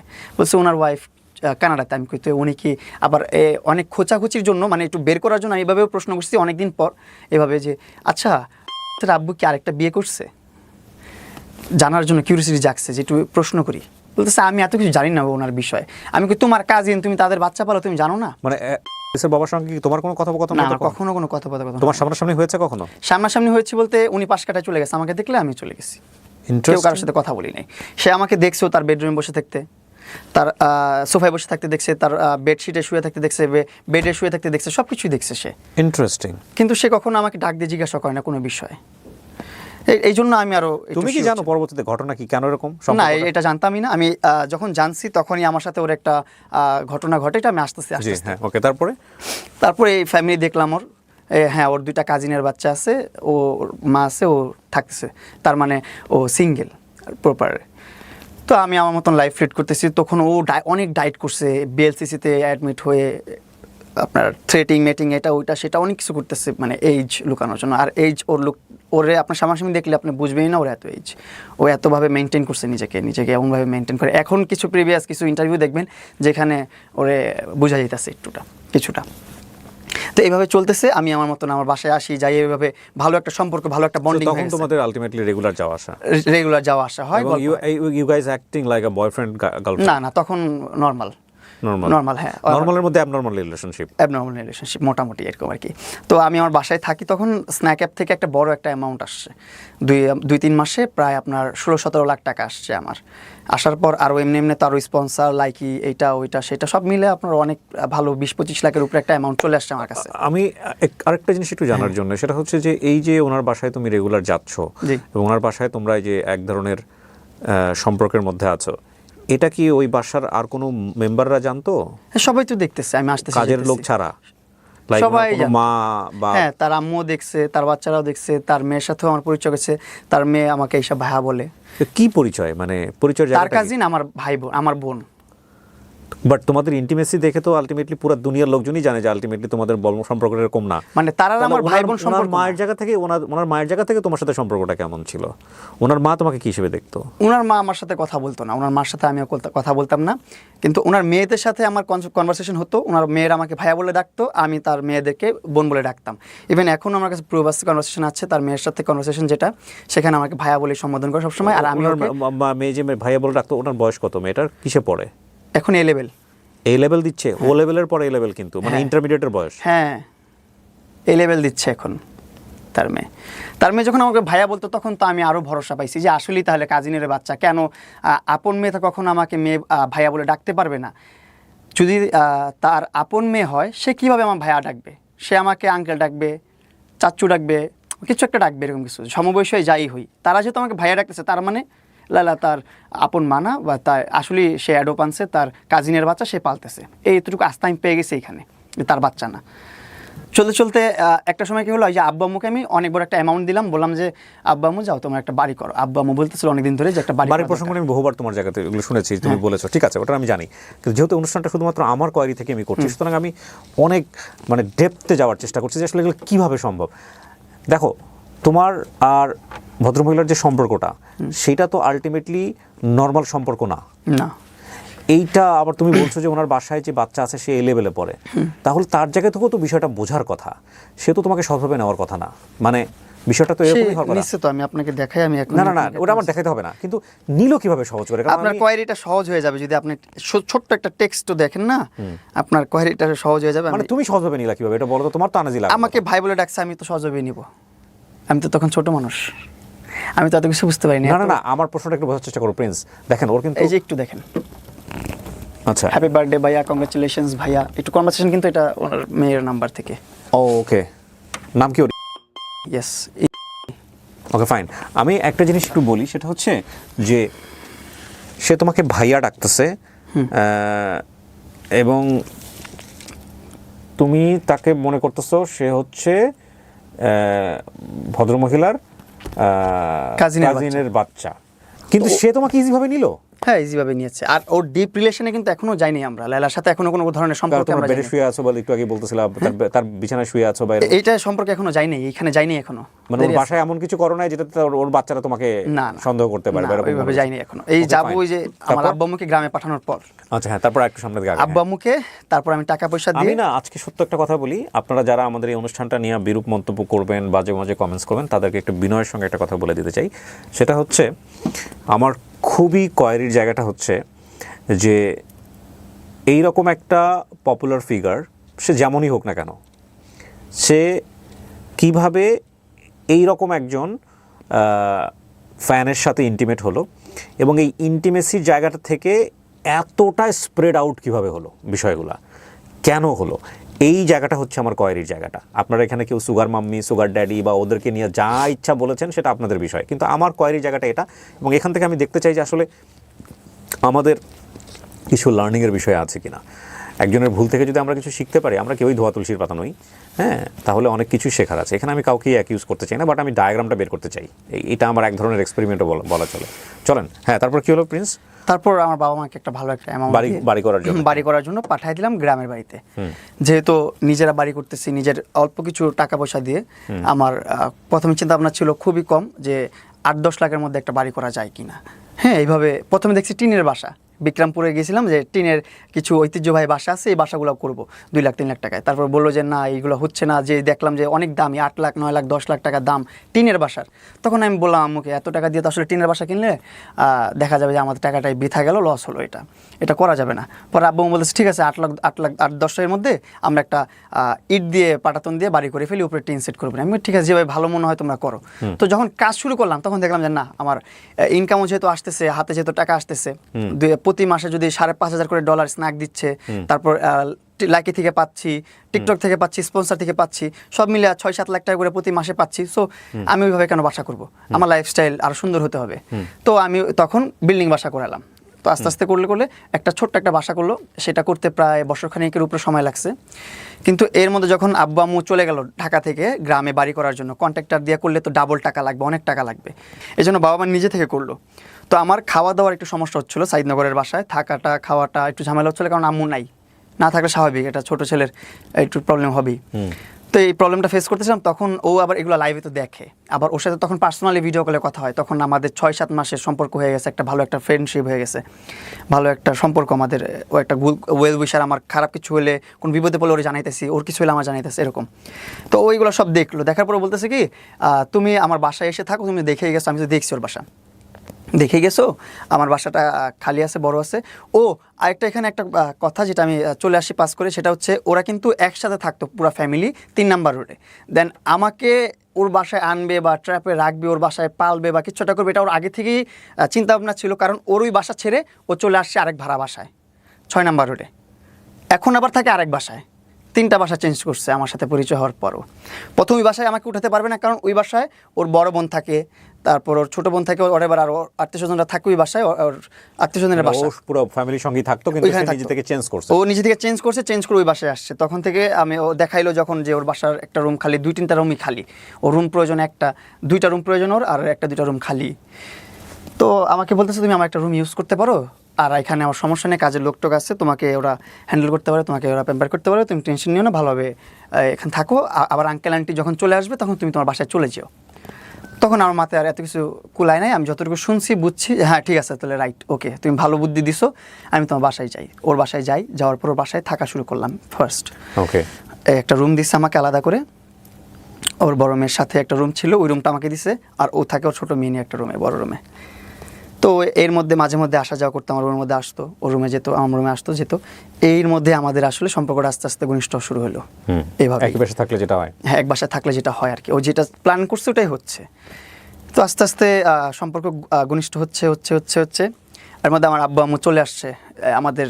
কোন কি তার আগ পর্যন্ত কি তোমাদের কোনো ওয়ার্ড ছিল যে না, লাইক কোনো word আমরা এই সম্পর্কটাকে না, সামনের না। দিন এদিকে নিতে চাই? কোনো ধরনের ওয়ার্ড ছিল না, কোনো ধরনের কমিটমেন্ট ছিল না, ওর সারা জীবনে কোনো ধরনের চাহিদা ছিল না। আমি কোরআনের উপর হাত রেখে বলতে পারবো আমাদের যে পবিত্র ও তোমাকে বলে নাই যে তুমি যে এই জিনিসটাতে ইনভলভ হলা বা আমি যে জিনিসটাতে ইনভলভ হচ্ছি এটা ভবিষ্যতে বৈবাহিক সম্পর্কে নিতে হবে বা এটা না, এইভাবে কোনো কমিটমেন্ট ছিল না। ও আগে থেকে বলে রাখলে এরকম কোনো কিছু হইতোই না। সো আলটিমেটলি ওর জায়গাতে কোনো সেট ছিল না, আর তোমার জায়গাতে কোনো সেট হতেই পারে এরকম কোনো হ্যাঁ কিছু? হ্যাঁ, হতেই পারে। তো তোমার হচ্ছে লাইফে কি ও ফার্স্ট? না, আমার লাইফে আমাদের ফ্রেন্ড সার্কেল, আমার তো তখন অনেক ছোট বয়স, আর আমি তখন যে কারণে জিজ্ঞেস করছি যে মানে তোমার কি, তুমি যে ধরনের আমার সম্পর্কে কাছে যাচ্ছ। বিষয়টা অত বেশি এক্সক্লুসিভ না। ওকে ফাইন, আমি আসলে অনেক কিছু এখানে ভাষায় ভাষায় আপনাদের বুঝে নিতে হবে। হ্যাঁ, বুঝে কারণ নিবেন কেন আপনারা। আমি প্রশ্নটা করছি সেটার পিছনে যুক্তি আছে। যুক্তিটা হচ্ছে 17 থেকে 18 বছরের ছেলেটার কিন্তু আলটিমেটলি এই ধরনের সম্পর্কে আইডিয়া থাকার কথা না, তার একটা ভয় থাকার কথা। প্রথম কথা হচ্ছে এইটা, ওর তো আইডিয়াই থাকার কথা না, ওর তো এই ভয়ে এই লাইনে যাওয়ার কথা না। কিন্তু সামহাও ওর কাছে যেটা মনে হয়েছে যে ইটস নট ইম্পর্টেন্ট, মানে এটা এত পাত্তা not a দেওয়ার big মতো deal. বিষয় না, it's not a big deal, this is a very important point. Okay, আচ্ছা, ছোট তারপর? মানুষ তো তখন আর এটা বুঝতে পারিনি যে বিগ ডিল না স্মল ডিল, লায়লার সাথে তোমার যে ইন্টিমেসিটা হচ্ছে তার আগেও তোমার আর অন্য কারো না কারোর সঙ্গে ছিল বিষয়গুলো? নর্মাল এই বিষয়টা। ওকে, তারপর? তারপরে আস্তে আস্তে এই তো আমার গ্রামের বাড়ি কাজ চলতেছে, কাজ চলার পর আম্মু যখন চলে আসলো, তখন আমি আবার সাইদনগর চলে গেছি, আমার বাসায় চলে গেছি। যে আব্বা আম্মু চলে আসছে, আমি আমার মতো থাকি, আবার চলে গেছি। যাওয়ার পর তখন থেকে শুরু হলো ইমোশনাল ব্ল্যাকমেল। কিরকম? তুমি আমার বাসায় ছিলা, এতদিন ছিলা, তোমাকে দেখে দেখে ঘুমাতাম, ঘুম থেকে উঠে তোমাকে দেখতাম, এখন ভালো লাগে না তোমাকে ছাড়া কি করবো, এটা করবো সেটা করবো। তো এরকমভাবে মানে ব্ল্যাকমেল শুরু করলো আস্তে আস্তে। তাই আমি যখন নাচতেছি তখন দেখা যাচ্ছে ও হাত কেটে ফেলতেছে, কিছু খেয়ে ফেলতেছে লিকুইড জাতীয়, খেয়ে সুইসাইড করতে চাচ্ছে। আমি বাঁচবো না তোমাকে ছাড়া, তুমি এতদিন ছিলা, ভালো লাগতেছে না। ছিলাম প্রায় আপনার 3 মাস 4 মাস 5 মাসের মতো ছিলাম আমার বাসায়। ওই সময় তুমি কন্টেন্ট বানাতে কিভাবে? তখন আমার কন্টেন্ট থেকে সব কিছু থেকে আমি লেজি হয়ে গেছি, একদম দূরে চলে আসছি, ওরকমভাবে কন্টেন্ট করি না। ওকে, কিচ্ছু করি এই না। সময় সাপোর্ট দিত কে তোমাকে ইকোনমিক্যালি? ওই দিত? তখন তো আমার ওরকম সাপোর্ট প্রয়োজন নেই। আমি আমার ছোট্ট একটা সংসার নিয়ে আমি ভালোভাবে চলতেছি, আমাদের যে সেভিংস আছে সেটা নিয়েও চলতেছি। Okay. যদি ঠেকায় পড়ে যায় তখন ও দেখতেছে, আচ্ছা, সেটা নিয়ে আবার পেইন হচ্ছে না, ও পেইন নিতেও দিচ্ছে না আমাকে কোনোভাবে। আমি যে কাজ করব, আমার যে ইনকাম আছে, ইনকাম সোর্স আছে, সব কিছু থেকে আমাকে ও নিয়ে আসছে। ওভাবে ভালো সাপোর্ট দিচ্ছে ডেফিনেটলি। হ্যাঁ, আমার মাথার ভিতরে যা ছিল সব কিছু ভ্যানিশ করে ফেলছে। আমার লাইফে কি হয়েছে না হয়েছে, কি করছি, আমি কে, আমি যে প্রিন্স আমন সেটাও আমার ভুলাই ফেলছে। যে আমি কিছু করতে পারি, ইনকাম করতে পারি, আমি ইন্ডিপেন্ডেন্ট, সেটাও আমার ভুলাই ফেলছে। আমি যে ফ্যামিলি চালাই সেটাও আমি ভুলে গেছি ওই টাইমটাতে। ফ্যামিলির খোঁজখবর নিতেও আমি ভুলে গেছি। তখন যেভাবে লায়লা তোমার জীবনে, যেভাবে আমি যে ফর্মেটে থাকুক না কেন, ওইভাবে তুমি অনেকের সাথে কি মিশতা? লাইক কোনো ফ্রেন্ড? না, এরকম ভাবে কোনো ফ্রেন্ড ছিল?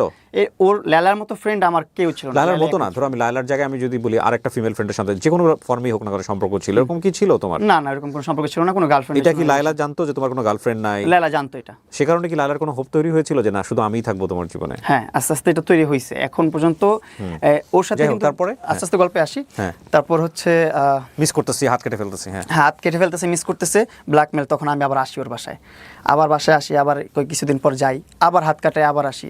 এইভাবে চলতেছিল আমার এই দিনগুলো, প্রিভিয়াস দিনগুলো। তো তোমার এগুলো আম্মা জানতো যে এগুলো কি? আম্মুকে বলতাম না, আম্মুকে জানাইতাম না, আম্মুকে বলতাম না, আমি আমার মতন করে হ্যান্ডেল করতাম। আমি তখন আবার এই ভয়টা পাইতাম, ওই যে ও বলতো আমি মরে গেলে তুমি দায়ী। ও আচ্ছা, এই ভয়টা আমি তখন কাজ করতো ওই ছোটোবেলা থেকে।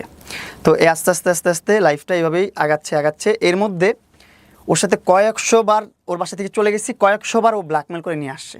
হয়তো ইমোশনালি, ধরনটা কেমন ছিল? ওই যে ইমোশনালি, নাহলে হচ্ছে সুইসাইড করবে, ছাদ থেকে লাফ দিবে। আর ওর ছাদ তো খোলামেলা, ও লাফ দিয়ে পড়েও যেতে পারে। আমি এই ভয়গুলো পেতাম ওই টাইমটাতে। এইগুলো তখনও কি তুমি জানো না যে ওর দুইটা হাজবেন্ড? বা না, তখনও আমি জানি না, এগুলো কিছুই তখন আমি জানি না। তখন আস্তে আস্তে যখন দেখলাম ও আসলে আমাকে এতটা ভালোবাসে, ও এমন বলছে যে আমি জীবনে রিলেশনও করি নাই, আমার আর্মি ব্যাকগ্রাউন্ড, আমার বাবা মা খুবই স্ট্রিক্ট, আমাকে একটা ছেলের সাথে বাইরে যেতে দেয় নাই, আল্লাহর কসম, এই কথাটাও বলছে। আমি কসম কেটে বলতেছি, অনেকে বিশ্বাস করবে না এই কথাগুলো, বলবে তুই এত পাকনা ছিলি, এটা জানিস নাই কেন। কসম করে বলছি, একটা মানুষ যখন একটা মানুষকে বিশ্বাস করে তখন অন্ধ হয়ে যায়। আমি বিশ্বাসে অন্ধ হয়ে গেছিলাম। ঠিক আছে, কিন্তু 40-45 বছর বয়স একটা মানুষের, তার যে 40-45 বছর বয়স সেটাও আমি জানি না। আমি গেস করছি সর্বোচ্চ গেলে ওর বয়স 30 হবে, এর বেশি যাবেই না। তো ও কি তোমাকে কুমারী হিসেবে পরিচয় দিচ্ছে, লাইক বিয়ে শাদী হয়নি এরকম পরিচয় দিছে? সে এই পরিচয় দিছে যে আমি জীবনে একটা ছেলের হাতও ধরি নাই, আমি রিলেশন করি নাই, একটা ছেলের সাথে হাঁটিও নাই, আমার ফ্যামিলি খুব স্ট্রিক্ট, আমি ক্যান্টনমেন্ট এরিয়াতে বড় হয়েছি, এইটা ওইটা সেটাই বলছি। 30 বছর বয়স তো আমার বিয়ে শাদী হয়নি, তুমি জিজ্ঞেস করো নাই কখনো? করে নাই বলছে। আমি বলছে আমি করতে চাই না বিয়ে, আমার এগুলো প্রতি কোনো ইন্টারেস্ট নেই, আমি যাই নাই কখনো, এইভাবে বলছো। ইন্টারেস্টিং। হ্যাঁ, এগুলা বলছেও। এটা যদি আমাকে কোনো জায়গায় হাত রেখেও বলতে বলে সেটাও আমি বলতে পারবো, আমার কোনো দ্বিধাবোধ নাই, আমি বলতে পারবো সত্য কথা। তারপরে আস্তে আস্তে ওর প্রতি আমার একটু সফট কর্নার কাজ করা শুরু করলো আস্তে আস্তে, যে ও এত পেম্পার করে, এত মানে একটা সন্তানের মতো পালে আমাকে, একটা বাচ্চাকে যেভাবে পালে, একটা একটু শরীরটা গরম হয়ে গেলে একটা নাপা খেতে হবে না কি খেতে হবে সেটা পর্যন্ত ও প্রোভাইড করতেছে আমাকে ঘরে বসে। গ্যাস হচ্ছে কি, গ্যাসের ওষুধ খাবো, কোনটা খাবো, কত এমজি খাবো সেটাও প্রোভাইড করতেছে ঘরে বসে, সব কিছু ঘরে বসে আমার করতেছে, কোনো কিছুর জন্য আমার পেন নিতে হচ্ছে না। এই আমাকে বলতেছে তোমাকে আমি পালি কিছুদিন, এইভাবেও বলছে কিছু মাঝে মধ্যে মজার ছলে বা কোনো কথার ছলে, তোমাকে আমি পালতে থাকি, তোমার যখন মন চাবে তুমি চলে যাও, আমার সাথে তোমার বিয়ে করতে হবে, কিছু করতে হবে, তোমার এরকম কোনো দায়বদ্ধতা নেই, তোমার কোনো কমিটমেন্ট নেই, এভাবে বলছে ও। এই কথাগুলো বলছে, এগুলা আমি কি এর কসম করে বলবো আমি বলতে পারি না, যে কসম কাটা ভালো না। তারপর কসম কাটতেছে কারণ মানুষকে বিশ্বাস করতে এমনভাবে চায় না। ম্যানিপুলেট করতেছে লেলা, এমনভাবে পোস্ট করতেছে ভিডিও, এখন দেখা যাচ্ছে আমি প্রতারণার শিকার প্লাস আমি প্রতারক হয়ে যাচ্ছি, ওকে, তারপর এরকম ভাবে আমাকে প্রেজেন্ট করতেছে। তারপরে ওর সাথে থাকা শুরু করলাম, আস্তে আস্তে এমনও ফিল করতেছিলাম যে না আসলে আমাকে খুব ভালোবাসে, ও জীবনে কারো কাছে যায় নাই, বুঝেন না, ওর এক্স হাজবেন্ডও আমার সাথে কথা বলে না, ওর বাচ্চারাও এসে আমার সাথে কোনো ডিটেলস শেয়ার করে না, ওর ফ্যামিলির কেউ কোনোভাবে আমার কাছে কোনো একটা সিঙ্গেল ওয়ার্ডও আমার কাছে শেয়ার করে না লায়লার পাস্ট নিয়ে বা ওর কোনো কিছু নিয়ে। আমি কোনো কিছু জানতাম না, সব কিছু থেকে পিছনে ছিলাম আমি ওর ঘাটিও নেই ওগুলো নিয়ে। তো এইভাবে আস্তে আস্তে রিলেশন শুরু হলো, আমি আস্তে আস্তে উইক হইলাম ওর প্রতি, না ওর সময় দেওয়া শুরু করলাম, যে এক সময় ভাবলাম যে ঠিক আছে যাক সমস্যা নেই, ওর সাথে সংসার করা যায়, আমার সংসারের কথা চিন্তা করছো? করে ফেলছি আমি, ভাবছি আমি। ও কিন্তু কখনো আমায় বলে না তোমার বিয়ে করতে হবে, এটা করতে সেটা করতে, আমি নিজ থেকে বলছি ঠিক আছে তুমি আমাকে পেম্পার করে এটা করো সেটা করতেছো, সব কিছু করতেছো, আমার লাইফস্টাইল গুছাচ্ছ। ও আমাকে এভাবে বলতো যে দেখো তোমার এটা করছি সেটা করছি, তোমার লাইফে এটা হবে সেটা হবে, এইভাবে মানে আমাকে খেলতো আমার মাথা নিয়ে, ব্রেন জুলে, আমি তখন ব্রেন ওয়াশ করে ফেলতাম আমার এক কথায়। তা আমি বলতাম ঠিক আছে আমার লাইফটা তাহলে খুব সুন্দরভাবে চলতেছে, কে না চায় একটা সুন্দর একটা লাইফ লিড করতে, সুন্দর একটা জীবন যাপন করতে। আমিও হয়তো বা তখন এই চিন্তা ভাবনা করি নাই যে মামুন নিজে ইনকাম করলে নিজে একটা লাক্সারিয়াস লাইফ লিড করতে পারবি তুই নিজে, এটা আমি তখন চিন্তা ভাবনা করতে পারি না, আমার মাথায় অতটুকু কুলাই নাই যে আমি নিজে চিন্তা করব যে হ্যাঁ মামুন তুই 2 লাখ 3 লাখ 4 লাখ 5 লাখ 7 লাখ টাকা 8 লাখ টাকা, এমন সময় গেছে 9 লাখ 10 লাখ টাকাও ইনকাম করছি আমি। তখন লেলার সাথে কন্টেন্ট করি না আমি, লেলা তখন কন্টেন্ট ক্রিয়েটার না, লেলাকে কন্টেন্ট ক্রিয়েটার বানাইছি ওর সাথে পরিচয় হওয়ার 1-1.5 বছর পর, ওর কন্টেন্টে নিয়ে আসছি। ওর এখন মিলিয়ন ফলোয়ার এক প্ল্যাটফর্মে, ফেসবুকে 1.2 মিলিয়ন ফলোয়ার, লাইকিতে 4 মিলিয়ন ফলোয়ার, টিকটকে 4 মিলিয়ন ফলোয়ার, এরকম ফলোয়ার অনেক জায়গায় অনেক ফলোয়ার, যাই হোক ইনস্টাগ্রামে 2-3 লাখ ফলোয়ার, ভালো ইনফ্লুয়েন্সার হয়ে গেছে ও, এখন এসে হয়েছে ওর, কিন্তু তখন বানাই নাই আমি, তখন আমি দেখছি। তুমি তাকে বললা যে ঠিক আছে না বিয়ে শাদী করা যায়, মানে তুমি চিন্তা করলে? আমি চিন্তা করলাম যে হ্যাঁ করা যায়, মেয়েটা এতটা লয়াল আমার প্রতি, এতটা ভালোবাসে আমাকে। আর আমি তখন ফ্যামিলি জানাইছো তুমি? তখন না, ফ্যামিলিকে জানাই না, তখন আমি জানি যে ও সিঙ্গেল, জীবনে একটা ছেলের হাতও ধরে না, এতটুকু জানি আমি। তো আস্তে আস্তে এভাবে চলছে, আগাচ্ছে। কিন্তু দিন শেষে আমি যখন দেখলাম না, প্রমাণ হয়েছে আপনার 2023 সালে যে ওর সাথে একটা মারামারির ঘটনা হয়েছে আমার, তুমি গায়ে হাত তুলছিলা? আমি গায়ে হাত তুলছি, কিন্তু আমি গায়ে হাত তোলার আগেও আমার গায়ে হাত তুলছে, সেটা আর প্রকাশ করে নাই কেউ, সেটা ও প্রকাশ করে নাই। একটা ছেলে কম ক্ষোভে কি হাত নাড়ে, কম ক্ষোভে কি লাইভে আসে? যাই হোক, ওর সাথে তখন একটা পার্টিতে গেছি, একটা অনুষ্ঠানে গেছি, অনুষ্ঠান থেকে যখন ব্যাক করার পর ওর সাথে ওর ছবি নিয়ে, ওর হাজবেন্ডের যে প্রুফগুলো যেগুলো আছে এগুলো তুমি জানলে কিভাবে?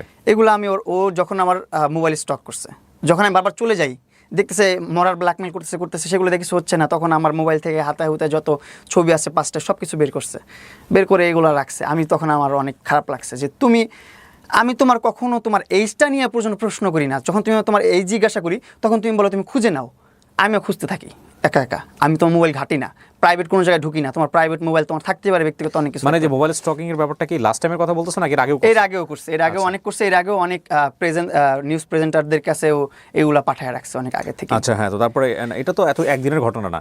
প্রথম যেটা হলো যে তোমাদেরকে আমরা সামাজিক যোগাযোগ মাধ্যমে চেনা শুরু করলাম, দুজন একসাথে মুভ করা, তারপরে ওর সাথে যখন মনে করলাম যে না থাকা যায়, তারপর আস্তে এবং আস্তে বিয়ে শাদী করব, তখন ওরে কন্টেন্ট করে দেওয়া শুরু করলাম। ওরে কন্টেন্ট করে দিয়ে যে ভাবলাম ওর একটু প্রতিষ্ঠিত করে দিই অনলাইনে, ও আর আমি মিলে একসাথে কিছু একটা করবো অনলাইনে, ভালো কিছু করব, ভালো কিছু দেখানো যাবে, ভালো আর্নিংও করা যাবে সোশ্যাল মিডিয়া। তোমার মাথায় আসা উচিত না? তোমার বয়স 17, ওর বয়স 30, তোমাদের ডিফারেন্স হচ্ছে 13 বছরের বেশি সময়। অন্ধ হয়ে গেছে আমি তখন, 13 বছর না, আমার বয়স প্রায় না 30 তুমি জানো, 30 তুমি জানো, যে কারণে তোমার জানার জায়গা থেকে আমি প্রশ্নটা 13 বছরটা আমার কাছে খুব নরমাল লাগছে, 10-13 বছর এগুলো থাকে। বাংলাদেশের সোসাইটি কিন্তু একটা বিশাল রকমের চ্যালেঞ্জ ফেস করতে হবে, তোমার এটা মাথায় আসে নাই যে এই একটা ভদ্রমহিলাকে নিয়ে আমি মুভ করব? প্রথমে কিন্তু আমি এগুলো চিন্তা ভাবনা করি না যে ওর সাথে আমি একটা রিলেশনে যাব বা ওর সাথে একটা ভবিষ্যৎ পরিকল্পনা করবে, এরকম কোনো চিন্তা ভাবনা আমার। তোমার তার আচরণ দেখে ভালো ছিল, হ্যাঁ, সে আমাকে ম্যানিপুলেট করে ফেলছে, তার সাথে চলার জন্য, তার সাথে থাকার জন্য, তার সাথে সংসার বাঁধার জন্য সে অলরেডি করে ফেলছে। ম্যানিপুলেট কেন বলতেছো? সে তো তোমাকে এখনো ভালোবাসে। ভালোবাসে, তোমার জন্য সে ভয়ঙ্কর লেভেলের ক্রেজি। এটা ভালোবাসা হতে ম্যাড পারে লাভ কোনো? বলে একটা ছবি আছে, তুমি যদি এখন ম্যাচিউর হয়েছো দেখে নিও সময় পেলে, ম্যাড লাভ বা ম্যাড জোয়ান, সম্ভবত ইটালিয়ান ভাষায়। মানে সেখানে কি ভালোবাসার জেল বিভিন্ন খাটাইছিল? রকমের ভালোবাসা, জেল জেল খাটাইছিল? খাটানো তো নর্মাল বিষয়, মেরে পর্যন্ত ফেলে। তুমি জানো লাভের বিভিন্ন ফর্ম আছে, হয়তো তুমি জানো না। যাই হোক, শোনো, তোমার জন্য যদি সে ক্রেজি না হইতো তাহলে সে এত কিছু করতো না। প্রথম কথা হচ্ছে এটা আমি আমার জায়গা থেকে যেটা বুঝি। হ্যাঁ, আমার বোঝা ভুল থাকতে পারে, ক্রেজি ইচ্ছে বড় কথা, সে এখন sick। তুমি অ্যাকসেপ্ট করতে পারছো না সে সেটা। তুমি mentally তোমার দুজনের সিঙ্ক হচ্ছে না। তুমি জায়গা থেকে তুমি প্রশ্ন করতে পারো যে না, ভালোবাসাটা কেন এরকম হবে? আমি যাকে ভালোবাসবো তাকে আমি কেন হিট করব? আমি যাকে কেন hit ভালোবাসবো কেন আমি তাকে কেন বিপদে ফেলবো? কেন? ভালোবাসে বলেই মানুষ এটা করতে পারে অনেক সময়। ঠিক আছে, আমার ভালোবাসার ধরনটা অন্যরকম। আমি আমার দুজনের ভালোবাসার ধরন হয়তো বা অন্যরকম হয়ে গেছে, ম্যাচ করছে না, ইন্টারেস্টের জায়গা ডিফারেন্ট হয়ে গেছে, that's a different thing. But আমার ভালোবাসার জায়গাটা হচ্ছে কি প্রিয় ভাই, আমি আমার ভালোবাসার মানুষের জন্য দুনিয়াটা উল্টে দিতে পারবো, আমি দুনিয়া ধ্বংস করে দিতে পারবো, কিন্তু আমার ভালোবাসার মানুষের একটা চুলের ফুটা লাগতে দেবো না, চুল উঠতে দেবো না আমি আমার ভালোবাসার মানুষের। যতক্ষণ পর্যন্ত সেটা প্লিজেন্ট সম্পর্ক থাকে, শান্তিদায়ক সম্পর্ক থাকে।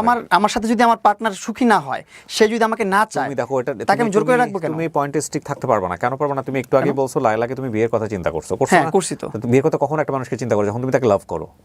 সেই লায়লাকে কি তুমি এখন লাভ করো? এখন করি না। এটা আস্তে আস্তে স্টেপ বাই স্টেপ আসতে থাকলে, আচ্ছা আসুক, চলো। হ্যাঁ, তারপরে আসতে থাকলে আপনি বুঝতে পারবেন যে কতটা তিক্ততার কারণে আমি তাকে ঘৃণা করি এখন, কতটা তিক্ততার কারণে ভালোবাসার জায়গাটা নষ্ট হয়ে তখনও গেছে। তুমি জানো না যে আলটিমেটলি সে হচ্ছে তার আর দুটো বিয়ে ছিল। তো তুমি এটা জানলা কিভাবে, আমাকে এটা বলো। হ্যাঁ, এটা জানলাম আমি ওই যখন আমার মোবাইল স্টকিং করলো, তখন আমি ওর মোবাইল একদিন স্টকিং শুরু করলাম। ওর গুগল ফটোস টটোস সব নামায়া ওর জিমেল দিয়ে সব খুঁজলাম, বের করে দেখলাম সব কিছু আমার যত প্রকার ওর সাথে ব্যক্তিগত মোমেন্ট আছে সেগুলোর ভিডিও রাখছে, ছবিও রাখছে।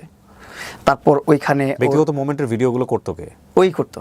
আমি তো ঘুমায় থাকতাম, ইয়া করে থাকতাম, এগুলো পোস্টও করছে ফেসবুকে। আরও অনেক কিছু আছে যেগুলো এখনও পোস্ট করে নাই, হুমকির মুখে আসি যে পোস্ট করতে পারে যে কোনো সময়। তারপর ওইখানে ওর হাজব্যান্ডের এনআইডি কার্ড, ওর এনআইডি কার্ড, হাজব্যান্ডের সাথে কাগজ, ওর কাগজ, সব কিছু আমি ওই ফাইলের মধ্যে পাই, ফোল্ডারের মধ্যে আমার কাছে আছে, আমি আপনাকে দেখাবো। সো তুমি এগুলো নিয়ে নিয়েছো? আমি এগুলো নিয়ে নিচ্ছি ট্রান্সফার করে, যেহেতু আমারটা স্টকিং করছে আমিও স্টকিং করে ফেলছি।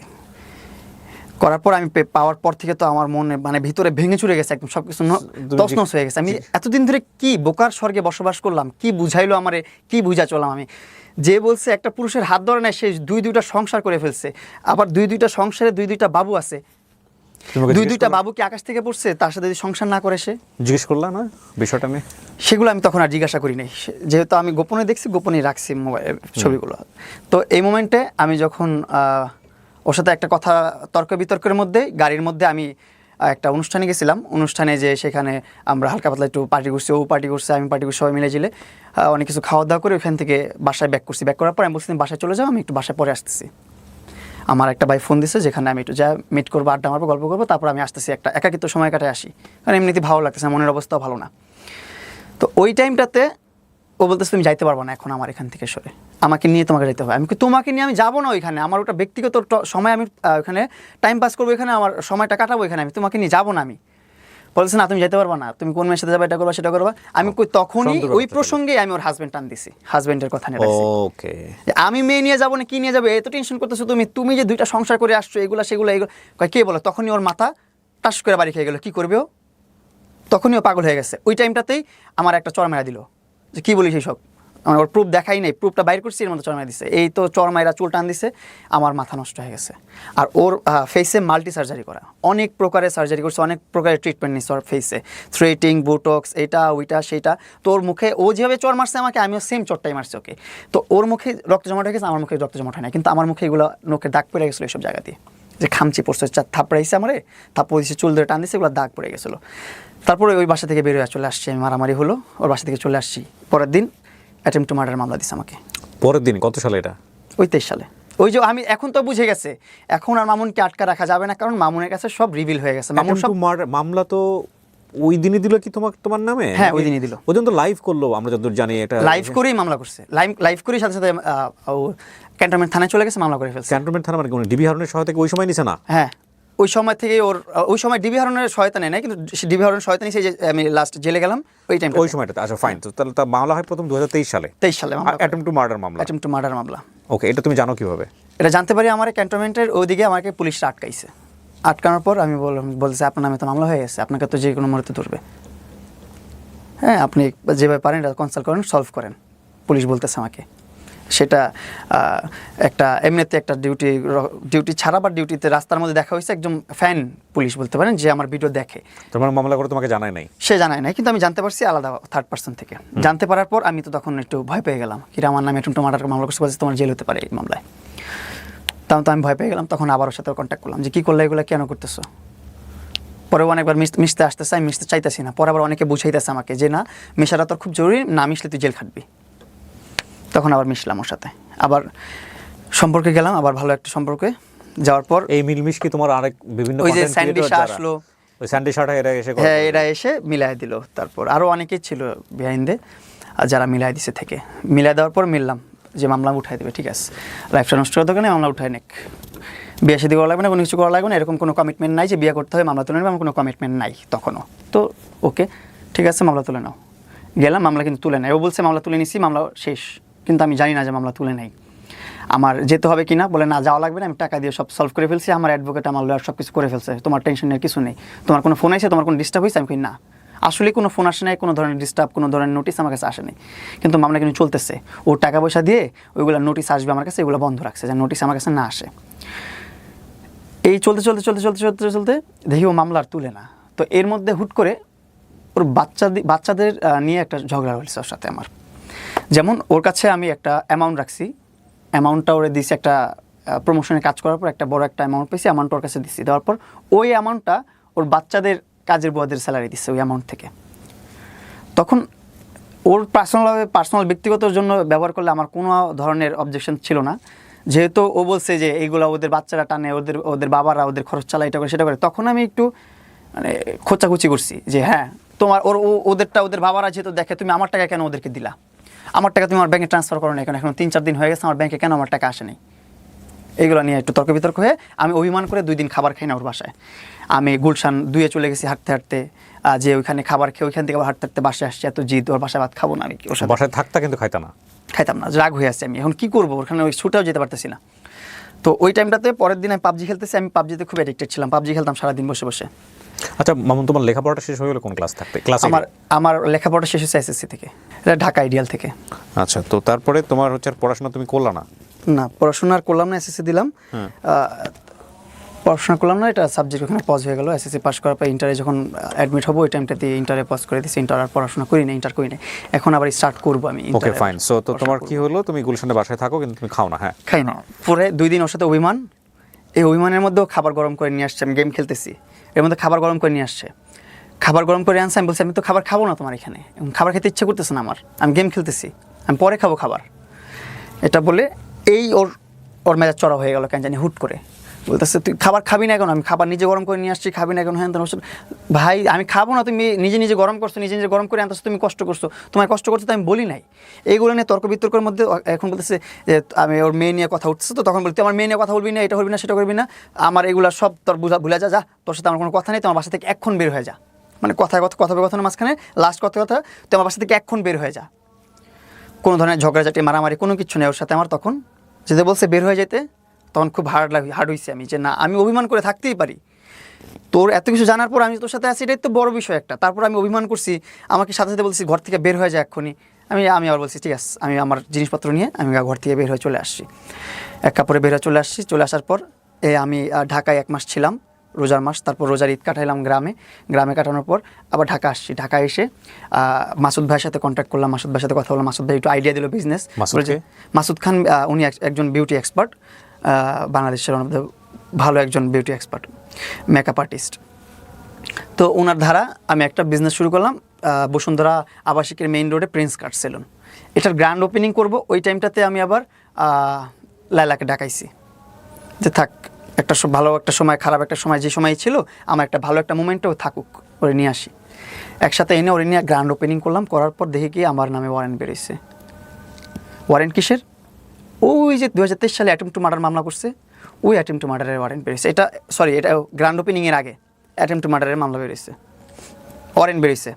ওয়ারেন্ট বের হওয়ার পর এখন তো আমি ভয় পেয়ে গেছি অনেক, কিরে ওয়ারেন্ট বের হয়ে গেল, গ্রেফতারি পরোয়ানা বের হয়েছে, আমাকে অ্যারেস্ট করবে এখনই। পরে আমি তো এখন কি করব? পরে মাসুদ ভাইয়ের সাথে কনসাল্ট করলাম, ভাই বিজনেসটা স্টার্ট করতেছে, কীভাবে কী করবো, সব তো নষ্ট হয়ে যাবে, সব তো।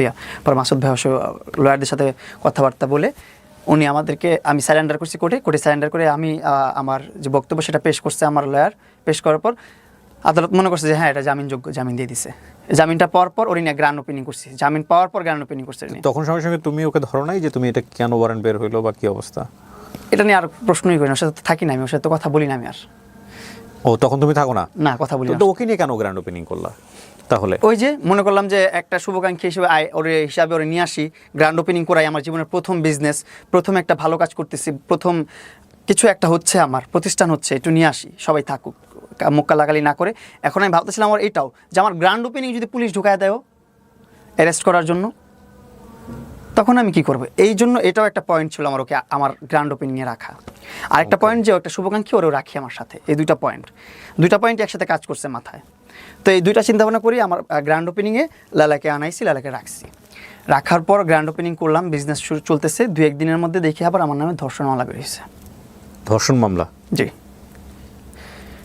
ধর্ষণ মামলা বের হয়েছে। তাও ওর সাথে কিন্তু সম্পর্ক কিন্তু শেষ 3 মাস হয়ে গেছে, প্লাস 3 মাসের মাথায় আমার নামে 2-3 মাসের মধ্যেই আমার ধর্ষণ মামলা করছে আমার নামে।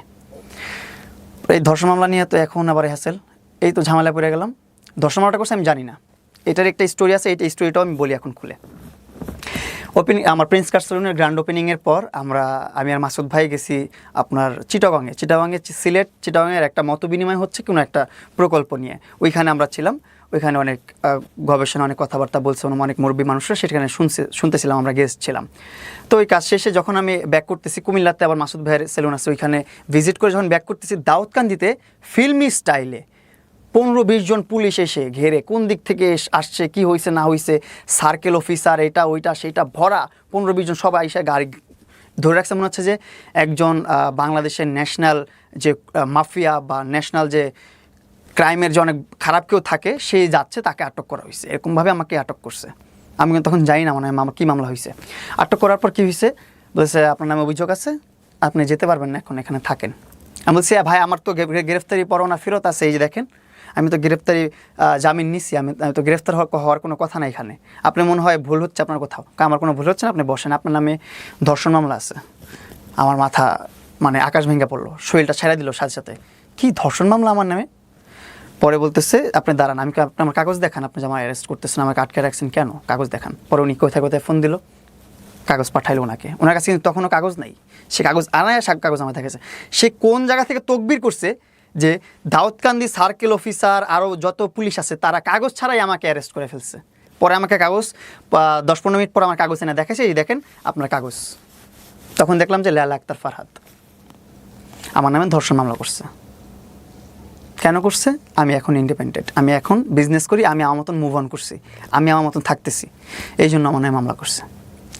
ওইখান থেকে ধরে ডিরেক্ট ওইখানে রাইখা, কতটা মানে ইম্পর্টেন্ট আমি অ্যারেস্ট হওয়াটা, তৎনগত ওইখান থেকে প্রাইভেট মাইক্রোবাস গেছে, পুলিশের গাড়ি যায় না কিন্তু আমাকে পিক করার জন্য, প্রাইভেট গাড়ি গেছে আমাকে আনার জন্য দাউদকান্দি থেকে। প্রাইভেট গাড়ি যেয়ে ওইখান থেকে পিক করে এনে থানায় রাখছে, ক্যান্টনমেন্ট থানায়, ওইখান থেকে চালান করছে আদালতে, ওইখান থেকে জেল খাটলাম আমি। এর মাঝখানে তো মিডিয়াতে সব আলোচনা সমালোচনা হলো। হারুনের কাছে তো গেল একবার, ডিবি হারুনের কাছে। হ্যাঁ, এটা যে ধর্ষণ মামলা করার আগে গেছে, তখন তো তোমার জানার কথা যে মামলা করার জন্য সে যাচ্ছে। আমি বুঝতে পারি না, সে বলতেছে সে নিউজ করতে গেছে, তার সাথে হলুদ সাংবাদিকের তো অভাব নাই, যেগুলোকে পালে এসে। সবাইকে, সব সাংবাদিককে বলি না, কিছু কিছু সাংবাদিক আছে যারা হচ্ছে যে মিথ্যা প্রচার করে, তাদেরকে বলতেছি। সেই লোক নিয়ে গেছে, সে বলতেছে আমার আইডিতে সমস্যা হয়েছে, এটা হয়েছে সেটা হয়েছে। সেই যে পাক না, তার 11টা পেজ, 8টার মধ্যে মনিটাইজেশন আছে। সে লাস্টে আমাকে বলে কি, তুমি চাইলে তো তোমাকে প্রতি মাসে আমি একটা করে বাইক কিনে দিতে পারি, বুঝছেন, তুমি চাইলে প্রতি মাসে একটা করে বাইক কিনে দিতে পারি, তুমি যদি আমাকে একটু সাপোর্ট করো, 8টা পেজে মনিটাইজেশন আছে, টাকা কত আসবে বুঝতেছো, এইভাবে পর্যন্ত বলছে। সে আবার যাবে তার অ্যাকাউন্টে সলভ করতে ডিবি অফিসে। তার সাথে যখন ঝগড়া হয়, সে আরেক আমাকে ফোন দিয়ে বলে যে মামুনের পেজটা এখনই শেষ করো, ডাউন করো, যে আমাকে নিয়ে লাইভ করছে, এটা করছে সেটা করছে। তো আমি তো সে নিউজ করতেছে যে তার পেজের সমস্যার জন্য গেছে, তার অ্যাকাউন্টের সমস্যার জন্য গেছে, এগুলা সেগুলা। ঠিক আছে, আমি ওটার ওইভাবে নিয়ে নিই, আমলে নিয়ে নেই। তো জেল টেল খেটে বের হলাম, দুধ দিয়ে গোসল করলাম, আর জীবনে যাবো না ওর কাছে, যা হয়েছে জেল খাটলাম 24 দিন। তুমি দেখছো তোমার জেল খাটার সময় তোমার মা কি করছে? হ্যাঁ, আমি এগুলা বের হয়ে দেখে খুবই কষ্ট পেয়েছি। কষ্ট পাইছি, তার চেয়ে বেশি কষ্ট পাওয়ার কথা তোমার মাকে নিয়ে যে তুচ্ছতাচ্ছিল্য করছে জনগণ। করছে আমার আম্মুকে নিয়ে তুচ্ছতা ছিল আসলে আমার আম্মুরা তো অনেক ব্যাক স্টেজে এটা কেন করছে জানো ব্যাকডেটেড মানুষ তো না ব্যাকডেটেড না এটা কেন করছে প্রিন্স জানো কথা গুছায় বলতে পারে না কথা গোছানোর জন্য না তোমরা যখন তোমাদের তো আজকে ধরো নতুন না আমরা জানি তোমাদের সোশ্যাল মিডিয়াতে তোমরা যেভাবে মুভ করছো তোমার আম্মাকেও জড়াইছো এটার মধ্যে তোমার আম্মা কিন্তু তোমাদেরকে নিয়ে বলতো কমেন্ট করতো যে না ঠিক আছে থাকুক বয়স একটু বেশি ওদের দুজনেরই মাথা গরম এই কথা আম্মু করতো কারণ হচ্ছে আম্মু বলতো যে মামুন যেভাবে হ্যাপি থাকি মামুন যেভাবে না কিন্তু সেটা অন্য তোমার আম্মাকে মিডিয়া টানার তো কোনো প্রয়োজনই ছিল না এটা কেন করছো যে কারণে তোমার আম্মা যখন তোমার জন্য রাস্তায় নামলো তখন কিন্তু তোমার আম্মাও বিভিন্ন রকমের কটু কথা শিকার হয়েছে মানুষের দ্বারা মানে ধরো ও কিন্তু ওর বাচ্চাদেরকে বা ওর ফ্যামিলির কাউকে কখনো মিডিয়াতে সামনে আনে নাই খেয়াল করছো যখন কোনো ইন্টারভিউ দিছে আজ পর্যন্ত কোনো জায়গাতে যতবার ওনাকে প্রশ্ন করা হয়েছে উনি বলছে ফুল স্টপ স্মার্টলি থামাই দেয় প্রেজেন্টারকে যে এর বাইরে এটা নিয়ে কোনো কথা হবে না এখানে একটা বিষয় তুমি তোমার মাকে জড়াইছো আমি আমার মাকে জড়াইতে চাইনি কখনো আমি আমার মাকে নিয়ে ওরকমভাবে কখনো কোনো নিউজ প্রেজেন্টারের সামনে কথা বলি নাই কিচ্ছু করি নাই লালা কি করছে আমার গ্রামে বাড়ি গেছে যে ওই বললাম না ওর সাথে সব সময় এই যে এখন সমস্যা চলতেছে এখন সমস্যা আমি কোথায় দৌড়ে নিজেকে সেফ ফিল করব কীভাবে নিজেকে রক্ষা করব সেই জন্য আমি রাস্তায় রাস্তায় দৌড়াইতেছি এই দৌড়াই ওই জায়গায় যাই ওই জায়গায় যাই আমার নিজের খাওয়া দাওয়া ঘুমের কোনো কিছু ঠিক নাই আর এই সময় ও যে এখানে মিট আপ করে ওইখানে মিট আপ করে আপনি ওর প্রোফাইলে ঢুকেন 100 পোস্ট পাবেন এই ঝগড়ার পরে ও কতটা অ্যাটেনশন সিকার ও এই ঝগড়া হয়েছে 5 দিন হয়েছে 5 দিনের মধ্যে 500 ভিডিও আপলোড করে ফেলছে 100 ভিডিও তো নর্মালি পাবেন ওর ভিডিওতে ওর অ্যাকাউন্টে যান দেখবেন 100 ভিডিওর উপরে আছে এখানে মিট আপ করে সেখানে মিট আপ করে আর মিট আপে যাচ্ছে মিট আপের মধ্যে 20-30 জন নিউজ প্রেজেন্টার নিয়ে যাচ্ছে তারা মাইক রেখে মিট আপ বন্ধ করে তারা নিউজ প্রেজেন্ট করতেছে তার কতটা সময় আছে তার হাতে তার বিষয় হচ্ছে আমি তো রাষ্ট্রবাদী আমার মামলা রাষ্ট্র লড়বে যা আমি তো মামলা করে দিয়ে এসছি এটাই আমার জন্য অনেক কিছু তারপর একটা রাষ্ট্র বুঝে নেবে আইন বুঝে নেবে সে তার মতন দৌড়াক আমি আমার মতন চিল করি সে তার মতো কিন্তু চিল আছে সে মিট আপ করে এটা করে সেটা করে সে চিল করতেছে মামলা করলো তোমার হ্যাঁ মামলা করলো এই ধর্ষণ মামলা এই দুধ দিয়ে গোসল করলাম দুধ দিয়ে গোসল করার পর আমি বললাম যে আর জীবনে এই মহিলার কাছে যাবো না এই মহিলার কাছে আর জীবনে যাবো না 1 বছর কিন্তু পার হয়ে গেছে যাই নেই 1 বছরের মধ্যে এই 1 মাস আগে মাসুদ ভাই বলতেছে যে এইভাবে মামলা চলতে থাকলে চলতেই থাকবে হাজিরা দিতেই থাকবে শেষ হবে না নারী কেলেঙ্কারি মামলা তো এগুলো শেষ হয় না এগুলো খুবই ঝামেলা সারা জীবন নষ্ট হয়ে যাবে জীবন ফিউচার সুন্দর করতে পারবি না সো বেটার হয় যে তোর একটা ভালো একটা মিউচুয়াল আন্ডারস্ট্যান্ডিং আইসা মামলাটা ক্লোজ কর এই হচ্ছে আমাকে বলা হলো ঠিক আছে ভাই আপনারা যেটা ভালো মনে করেন এখন আমার তো আর মুরব্বী তাদের কি মানি তারা বলছে যেহেতু ভাই যেটা ভালো মনে করেন আমাকে তারপর নিস্তার দেন যেভাবে ভালো হয় আমার জন্য আমার লাইফের জন্য তারপর তারা মিলাই দিল আমাদেরকে মিলাই দিয়া সে বললো যে ঠিক আছে তুমি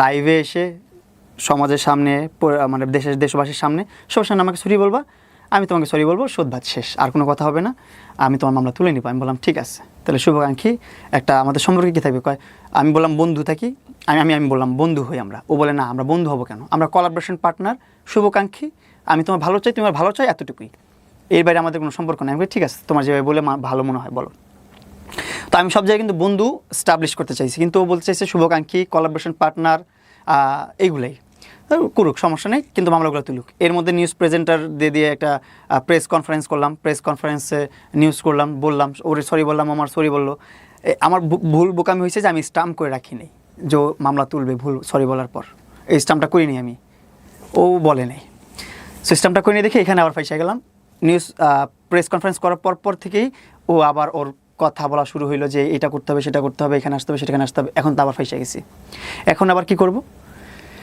এখন যখন যা বলে তখন তাই করতে হয় যখন বলতে হয় এখন দিন রাইতে বলে দিন আর রাইতের বেলা দিন মানতে হয় এরকম ধরে দিবে পুলিশে নাহলে পুলিশে ধরা দিবে মামলা আবার স্টার্ট করে দিবে মামলায় যেভাবে পারে সেভাবে করবে পরে আমি বললাম ঠিক আছে তুমি যেভাবে বলবো সেভাবেই হোক আমরা ভালো বন্ধু হিসাবে থাকি পরে এমনও হয়েছে যে আমি নিউজ করতেছি তখন আমি বলতেছি আমার বিয়ে হলে যখন প্রশ্ন করছে মানুষজন আপনারা দেখছেন হয়তো বা অনেক জায়গায় যে মামুন যদি বিয়ে করে আপনার কোনো সমস্যা আছে কিনা বলতেছে আমার কোনো সমস্যা নাই মামুন বিয়ে করবে মামুনের হানিমুনি নিয়ে যাবো আফ্রিকাতে মামুনের এটা করে দেবো সেটা করে দেবো এইগুলো পর্যন্ত বলছে নির্লজ্জ মানুষটা এগুলো বলার পর আমি কোন মেয়ের সাথে ঘুরলাম না করলাম কোন ফ্রেন্ড নিয়ে ঘুরলাম কোন ফ্রেন্ডের সাথে মেক আউট করলাম তারপর কি বলে ডেট করলাম সেইগুলো নিয়ে তার কত সমস্যা কত ঝামেলা সে কেন করলাম এখন তোর মামলা তুলব না কি করবি করে নে প্রত্যেকবার এর থ্রেট আসতেই আছে যতবার আমি কোথাও যাই ঘুরতে ফ্রেন্ডদের সাথে আড্ডা মারতে যাই ততবারই আমার ফোন দিয়ে বাজে ব্যবহার করে আর বলে যে তোর মামলা তুলব না আর ওখান থেকে ফিরে আমি বারবার ওর কনভিন্স করি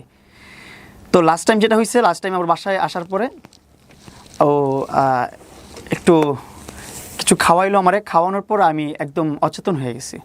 অচেতন হয়ে আমি ওর বাসায় শুয়ে আছি, মানে অজ্ঞান হয়ে পড়ে আছি। আমি আপনাকে যদি দেখাই, এটা সুন্দর নর্মাল ঘুম না, নর্মাল। এই ভিডিওটা তুমি পেলা কিভাবে? ভিডিওটা পেলাম আমি ওদের যে প্রেস একটা গ্রুপ আছে, সেই গ্রুপেও 6:30 বাজে আপলোড করছে এই ভিডিও, তোমার ভিডিও, আমার পার্সোনাল ব্যক্তিগত ছবি, ভিডিও সব কিছু। আমি আপনাদেরকে একটু দেখাই। এই যে ক্রাইম, ভেরি ডেঞ্জারাস ক্রাইম। এই যে দেখেন, made the press, made the press. এটা উনি করেছে, তুমি শিওর? হ্যাঁ, ওনার ভেরিফাইড নাম্বার আমি দেখাই আপনাকে, আমি তো পুরো স্ক্রিন রেকর্ড করে রাখছি। তারপরে এই যে এটা ওনার ভেরিফাইড পেজ, ভেরিফাইড পেজ থেকে পোস্ট করা। এই মেয়েটা আমার একটা খুব ভালো একটা ফ্রেন্ড। দেখি ভিডিওটা, এটা হ্যাঁ, এগুলো তো আলোচনা হয়েছে, সমালোচনা হয়েছে। So why don't you take some legal action? এই মেয়েটা খুব ভালো একটা ফ্রেন্ড আমার। ও চিটাগাং ভালো ফ্রেন্ড এইভাবে ছবি তোলে? আচ্ছা, আমি তোমাদের জেনারেশন নিয়ে কথা বলতে চাই না ভাই, তোমরা এত ক্লোজ হতে পারো কিনা? Okay fine. ও হ্যাঁ, ওর পেজ থেকেই তো করছে এটা, ওর পেজ থেকে করছে। ও এটা কারণ আছে এভাবে ছবি তোলার, কারণ কি ওর একটা বয়ফ্রেন্ড আছে অস্ট্রেলিয়াতে। জায়গার ডিটেইলস বলা দরকার নেই। এটা কে ছিল? এটা একটা আমার একটা কাজের মেয়ে, মানে কাজ করার, মানে ভিডিও কন্টেন্টের কাজের মেয়ে। সেখানে আমরা এইভাবে okay fine. So you have t-shirt পরা আছি আমি বাট এখানে। She is also popular content creator. হ্যাঁ। ওর নাম কি? অনামিকা ঐশী। তো ও আমার খুব ভালো ফ্রেন্ড। মানে ওর সাথে তোমার যে ধরনের ভিডিও, সেটা তো তোমাদের মধ্যে ইন্টিমেসি ছিল? না, আচ্ছা, ইন্টিমেসি তোমাদের ব্যক্তিগত ব্যক্তিগত বিষয়, বিষয়, ইন্টিমেসি ভিডিও না, ব্যক্তিগত বিষয়, ঠিক আছে। ইন্টিমেসির কোনো ভিডিও নাই আমার এখানে, আমার কোনো পর্নোগ্রাফি ভিডিও নাই এখানে। আচ্ছা, অনামিকা ঐশীর সঙ্গে তোমার যে ভিডিওটা, এগুলো পর্নোগ্রাফি নাই এখানে, কোনো স্ক্যান্ডাল নাই, সব নর্মাল ভিডিওগুলোকে ও খারাপভাবে ওইখানে আবার পর্নোগ্রাফি ঢুকাই দিছে, অন্য মানুষের ভিডিও ঢুকাই দিয়ে সেগুলো আপলোড করছে। ওকে, আমি আপনাকে ওই জিনিসটা দেখাই একটু। জি। এই যে এই রেকর্ডের মধ্যে আছে, এই যে নাম্বারটা। আচ্ছা, ওই আরেকটা ঘটনা যেটা বলতেছিলাম, এটা একটু বলা দরকার ছিল, একটু বলি। ওই যে বললেন যে ফ্রেন্ডদের সাথে ছবি তুলে, এই মেয়েটা আবার কি করছে, মেয়েটার সাথে ওই দিনে প্রথম পরিচয় আমার। মেয়েটা ওর বয়ফ্রেন্ডকে ট্রিগার হয়ে বয়ফ্রেন্ডের উপর রাগ করে, বয়ফ্রেন্ড কি করছে, থাকে ঢাকার, বাংলাদেশের বাইরে, ওই আবার আরেকটা মেয়ে নিয়ে ঘুরছে, ডেট করছে। দুজন খুব লয়াল ছিল। ছেলে যেহেতু ডেট করছে, মেয়েটাও রাগ হয়ে বলতেছে, আমার বয়ফ্রেন্ড তো এরকম আমার সাথে চিট করছে, তোমার সাথে কয়েকটা ছবি তুলে এগুলারে ওরে আমি ট্রিগার করবো, ওরে নিয়ে একটু মজা নেবো, চেতাবো, ওরে একটু আমাকে হারানোর ভয়টা ওকে দেখাবো, ও যেন ভয় পায় যে আমিও ডেট করতে পারি, আমিও বাইরে যেতে পারি, আমি ওকে ছেড়ে দিতে পারি। এই জন্য ওই ছবিটা তুলছি, ওই ছবিটাও আপলোড করতেছি। এই জিনিস, এই স্টোরিটাও লেলা জানে। এই যে ওর ভেরিফাইড নাম্বার, এই যে ওর ভেরিফাইড নাম্বার, এই নাম্বার থেকে যে দিচ্ছে এই জিনিসগুলো, এই সব প্রুফ। এই যে সকাল 6:30 বাজে ও পোস্ট করছে।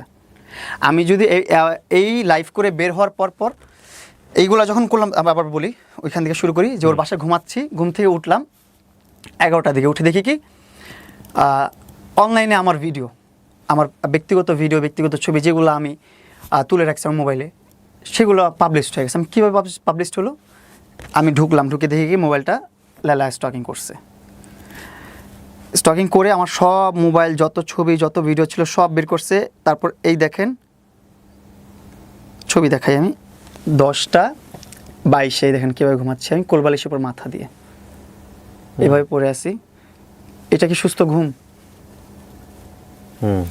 আমাকে অজ্ঞান করে রেখে আমার মোবাইল থেকে সকল প্রকার তথ্য, ব্যক্তিগত ভিডিও, ব্যক্তিগত পিকচার সব কিছু ট্রান্সফার করছে। এটা কিভাবে নিছে? পাসওয়ার্ড দেওয়া ছিল না? হ্যাঁ, পাসওয়ার্ড ওর মুখস্থ করে রাখছি কীভাবে জানো, ওর সামনে। এর মধ্যে তো 1 মাসের মধ্যে অনেকবার পাসওয়ার্ড খুলছি ওর সামনে, ও পাসওয়ার্ড দেখে মুখস্থ করে রাখছে। এটা আনলক করছে, করে ইনস্ট্যান্ট ট্রান্সফার করে এগুলো সব ওর প্রেসের যে গ্রুপ আছে, সকাল 6:30 থেকে পোস্ট করা শুরু করছে। 10:30 বাজে লেখছে যে মামুন ঘুমাচ্ছে এখনও। সেখানে আমি কীভাবে ট্রেস পাস করি ওর। এই ঘুম থেকে উঠি তো আমার মাথাটা নষ্ট হয়ে গেল। তখনই তুমি লাইভে যাও? তখন আমি বলি, তুমি এগুলো কী করলা? না, তখন আমি লাইভে যাই নাই এখনও। তো আমি বললাম, তুমি নিছো ভালো কথা, তোমার কাছে রাখতা, ব্যক্তিগতভাবে রাখতা, আমাকে বলতা, তুমি পোস্ট করে দিলে কেন এগুলো?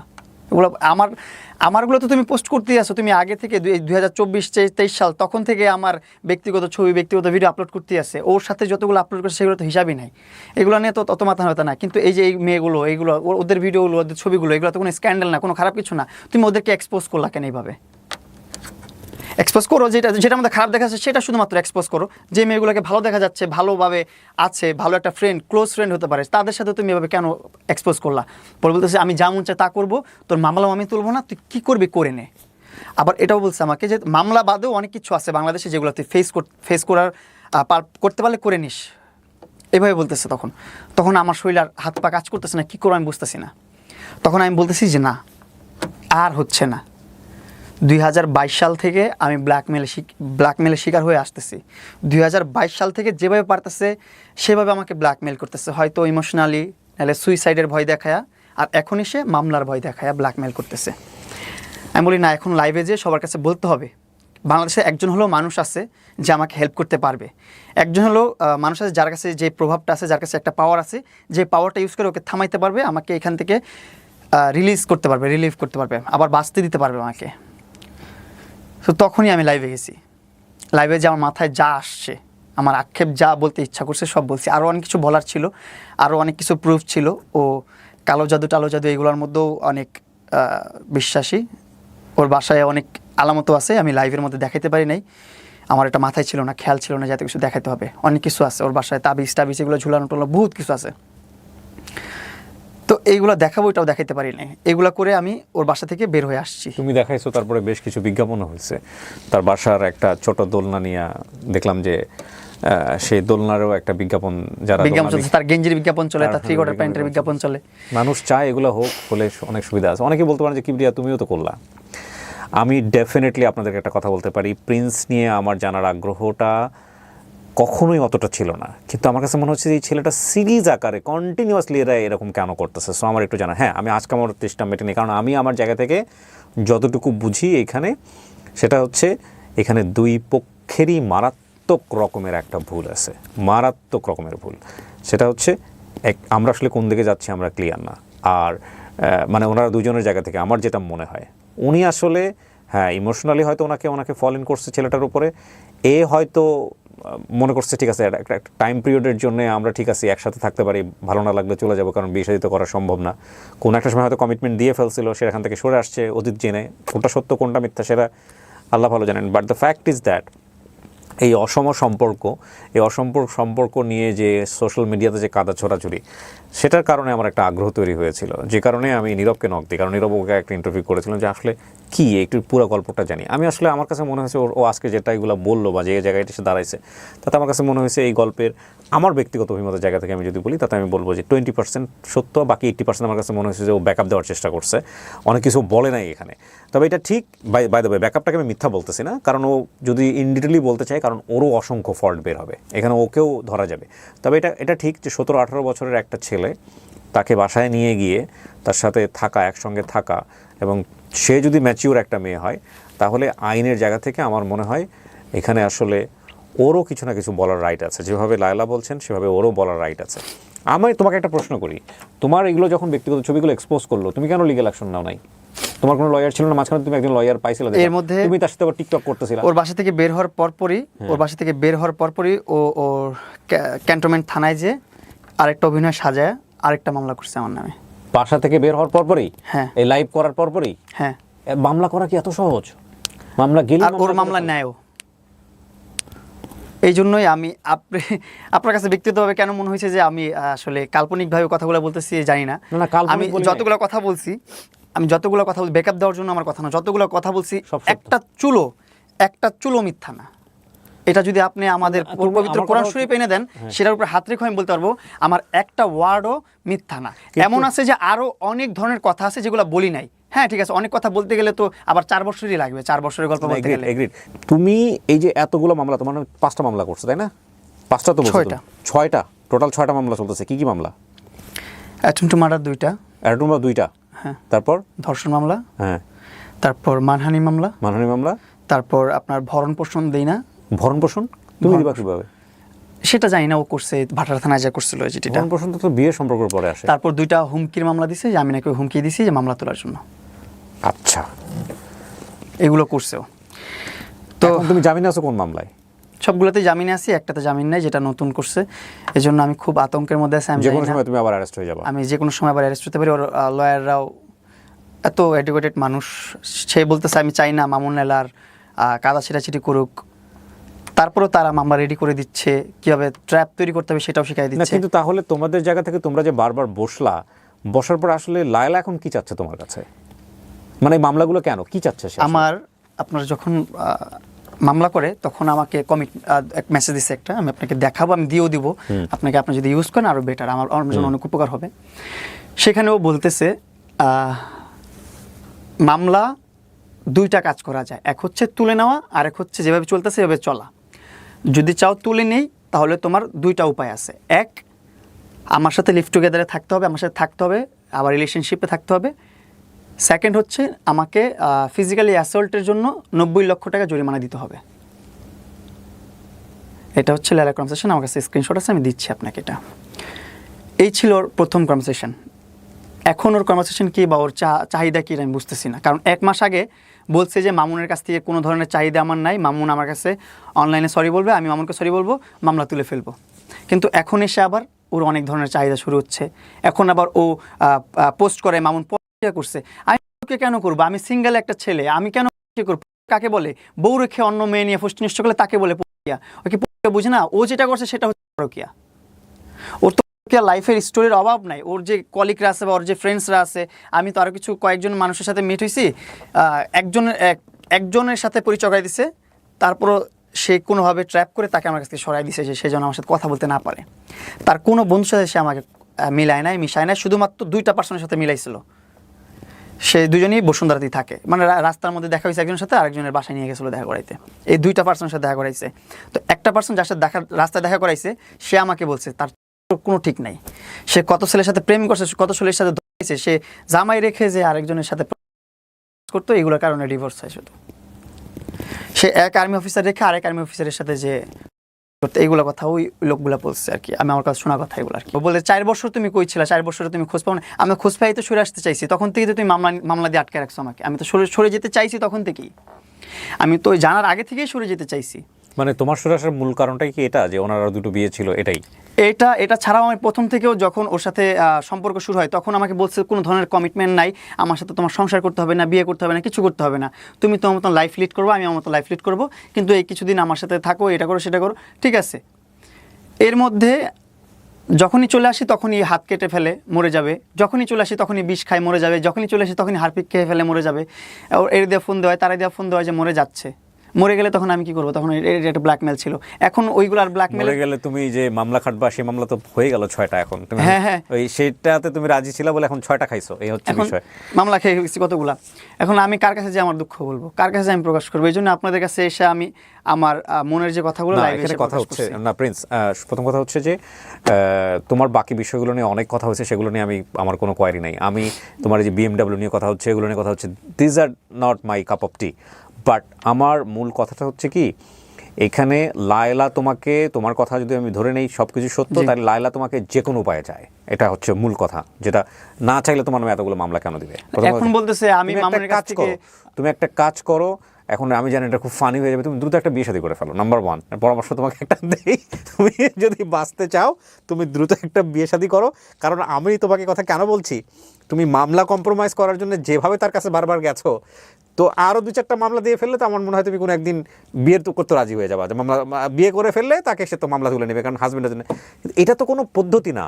শোনো, তুমি এক ব্ল্যাকমেইলের ভয়ে তুমি আরও 10 বার ব্ল্যাকমেইল হইছো। তোমার কথা যদি সত্য আমি ধরেই নেই, সব কিছুতে তুমি হাত কাটা দেখে ভয় পাইছো, এবং এই হাত কাটা শুধুমাত্র একটা পুরুষের জীবনে বা একটা ছেলের জীবনে এগুলো এরকম হয়। ছেলেরা হাত কাটে না, মেয়েরাই কাটে। উইথ ডিউ রেসপেক্ট, আমি কাউকে অপমান করছি না, বা যেটা সত্য, ছেলেরা হয়তো খুবই কম কাটে, বাট বেশিরভাগ মেয়েরাই কাটে। এবং এই হাত কাটা দেখে ভয় পাইলে, কিংবা ওই যে রশি ঝুলাই ফেলছে এটা দেখে ভয় পাইলে, ওই পুরুষের জীবন, ওই ছেলের জীবন সারা জীবন ওইখানেই আটকায় থাকবে। প্রথম কথা হচ্ছে এটা। তুমি এটা ভয় পাইছো, ভয় পায়া তুমি এখান থেকে বের হয়ে আসতে পারো নাই, তুমি কম্প্রোমাইজ করছো, তোমার পার্সোনালিটিও জাজ করে ফেলছে। যদি তুমি যা বলছো যদি সত্য হয়ে থাকে, ইভেন ডেফিনেটলি এগুলাই ঘটে আমাদের সোসাইটিতে। তোমার পার্সোনালিটিও জাজ করে ফেলছে যে এই ছেলে তো ভয় পায়, তো যে কারণে তোমাকে ভয় পায় সে অ্যাচিভ করতে চাইছে, এবং তুমি যেভাবে ভয় পাবা সেভাবে সে রাস্তাতেই গেছে। তুমি মামলার ভয় পাইছো, পুলিশের ভয় পাইছো, জেলের ভয় পাইছো, আলটিমেটলি তোমাকে সে সেই জায়গাটাই নিয়ে গেছে। এখন আমার কথা হচ্ছে প্রিন্স, তুমি জেল থেকে ঘুরে আসছো, সে যদি অন্যায় করে থাকে তাহলে তুমি জেলের ভয় কি জন্য পাচ্ছ? সে যদি অন্যায় করে থাকে তুমিও আইনের অ্যাকশন নাও।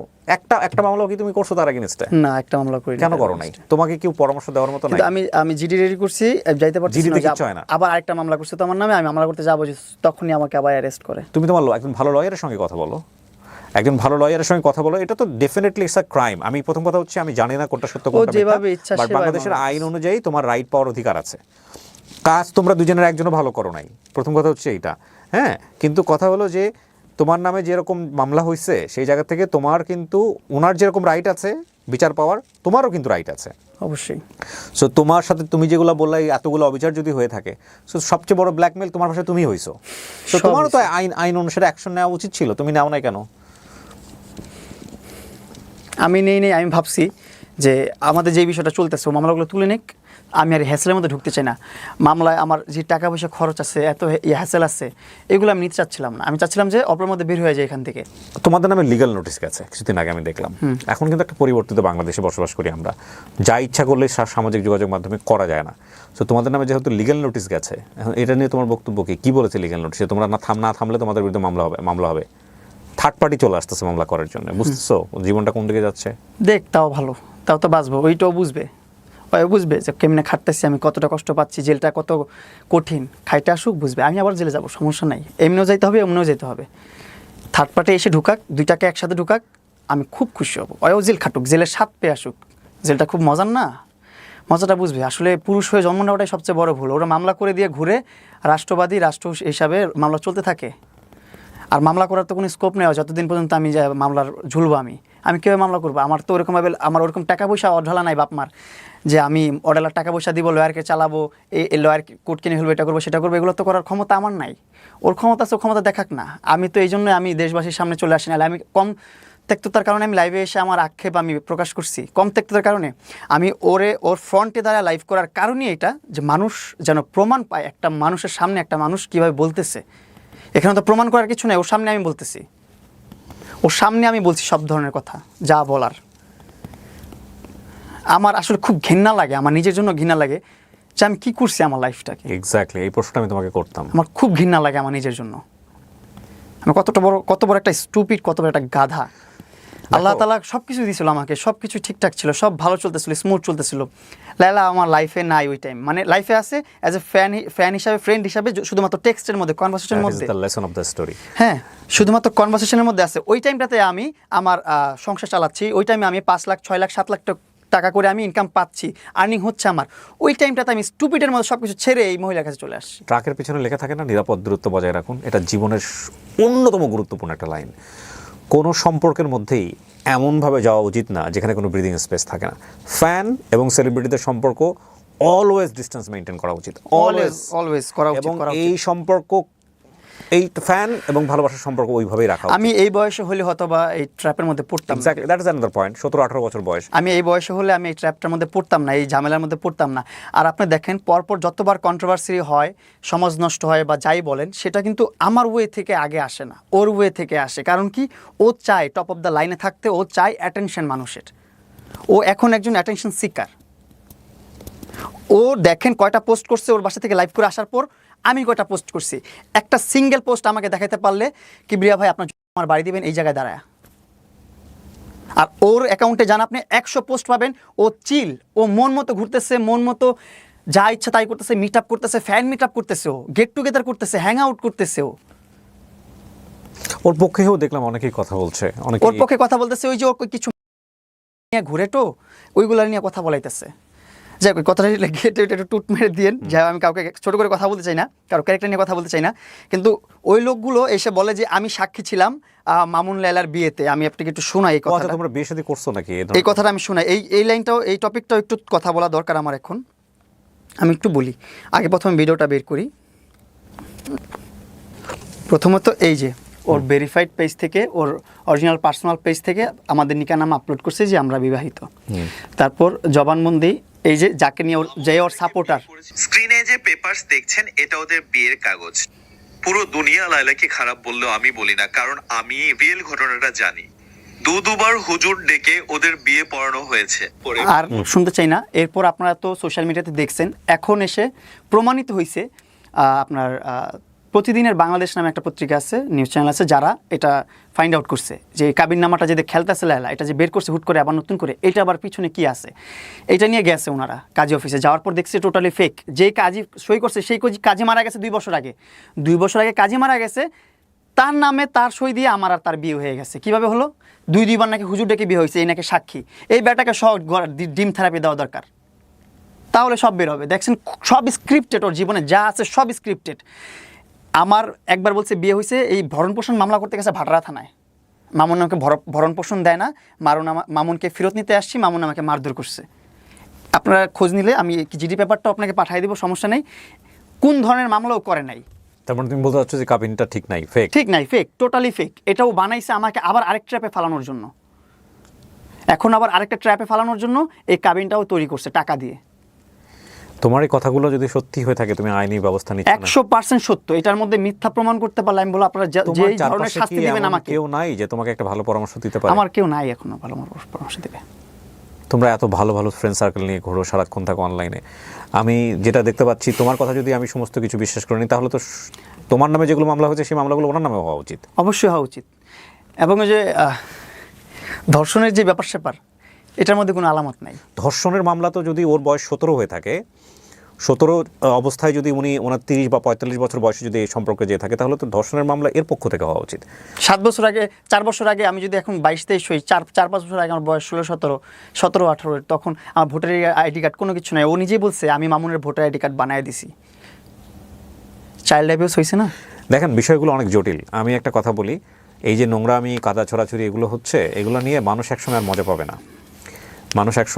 না। অলরেডি এখন আর মজা পায় না। যদি আমি এগুলো কখনো টপ অফ দ্য লাইনে আনতে চাই না, এগুলো কখনো সামনে আনতে চাই না। ভিউজ হচ্ছে এটা ঠিক, হ্যাঁ ভিউজ হচ্ছে এটা ঠিক, বাট এটা ঠিক একটা সময় গিয়ে আপনারা কিন্তু সব দুজনেই বিপদে পড়ে যাবেন। ঠিক আছে? কারণ সত্য কথা বলতে যেটা হচ্ছে, এই যে তৃতীয় পক্ষ যারা এখন কিন্তু যে লিগ্যাল নোটিশ পাঠাচ্ছে, সেখান থেকে পাঠাচ্ছে, একটা সময় এগুলো আর ভালো লাগবে না, এবং আমাদেরও নিশ্চয়ই এগুলো নিয়ে আর ভালো লাগবে না। তো আমার মনে হয় কি, কাউকে না কাউকে তো থামতে হবে আসলে। হ্যাঁ, জোর করেও যেমন কাউকে পাওয়া যায় না। আর দ্বিতীয় কথা হচ্ছে যে কেউ যদি থাকতে না চায়, সম্পর্ক এমন একটা জিনিস, সেখানে আসলে কোনো আইন, কোনো আদালত দিয়েও সেটা আটকানো যায় না। দিন শেষে ক্ষতির পরিমাণ কিন্তু বহুত, ক্ষতিটা এত বেশি। লায়লা বলেন বা মামুন বলেন, যেই বলেন না কেন, আপনাদের দুজনের যে ব্যক্তিগত ইমেজ, পারিবারিক ইমেজ, এটার যে ক্ষতি হয়েছে, এই ক্ষতি কিন্তু আপনারা কোনোভাবেই পূরণ করতে পারবেন না। এরপরে আপনারা দেখবেন যে পাবলিক ইনসিডেন্ট ঘটে যেতে পারে, ঘটবেও। একসময় দেখবেন যে আমাদের বইমেলাতে কিন্তু বেশ কিছু পাবলিক ইনসিডেন্ট ঘটেছিল, আপনাদের মনে আছে কি না জানি না। সেখানে কিন্তু মানুষ কিন্তু এই জিনিসগুলো ধীরে ধীরে রিয়্যাক্ট করা শুরু করছে।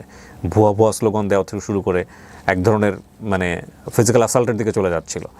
সো সেই দিন হয়তো খুব বেশি দূরে না, এগুলো মানুষকে যতটা বেশি ক্যাওয়েটিক পজিশনে দিবেন, হয়তো আল্লাহ না করুক আপনারা হয়তো এরকম কোনো কিছু ফেস করবেন।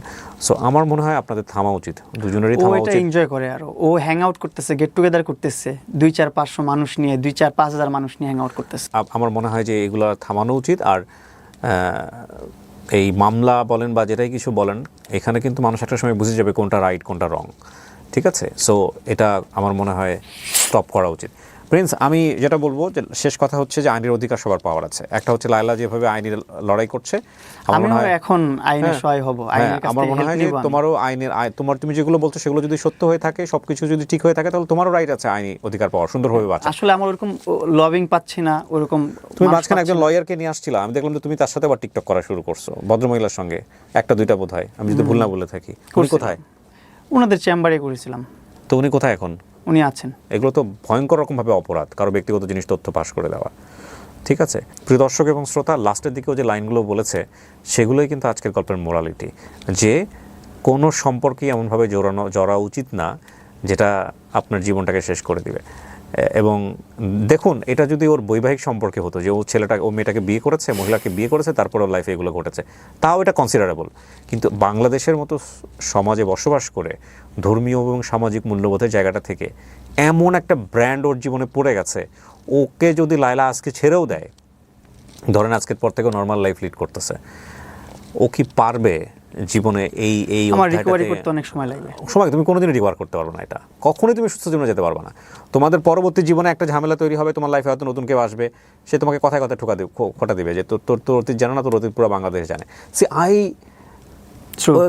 তুমি এই জায়গা থেকে কখনো বের হতে পারবে না।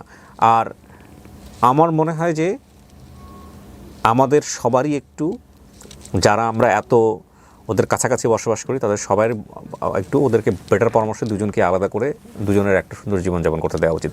বাট এখানেও কথা হচ্ছে যে আসলেই কি ওনারা নিজেরা চায়? আসলেই কি অধ্যায়টা এখানে শেষ হলো? কিন্তু আমি যে কোনো মুহূর্তে এই অধ্যায় শেষ চাই, যেভাবে হোক, এনি হাউ এনি কস্ট। শেষ করছি আমরা আজকের মতো। অধ্যায় শেষ হলো কিনা জানি না, দুজনেই আপনারা স্বাভাবিক জীবনযাপন করেন, আমরাও স্বাভাবিক জীবনযাপন করি, এটাই আমরা চাই। আমি স্বাভাবিক জীবন ফিরে পেতে চাই আপনাদের হ্যাঁ, মাধ্যমে। সো ভালো থাকেন, এই শেষ করছি আমরা আজকের মতো। আসসালামু আল্লাহ আলাইকুম। হাফেজ, আসসালামু আলাইকুম।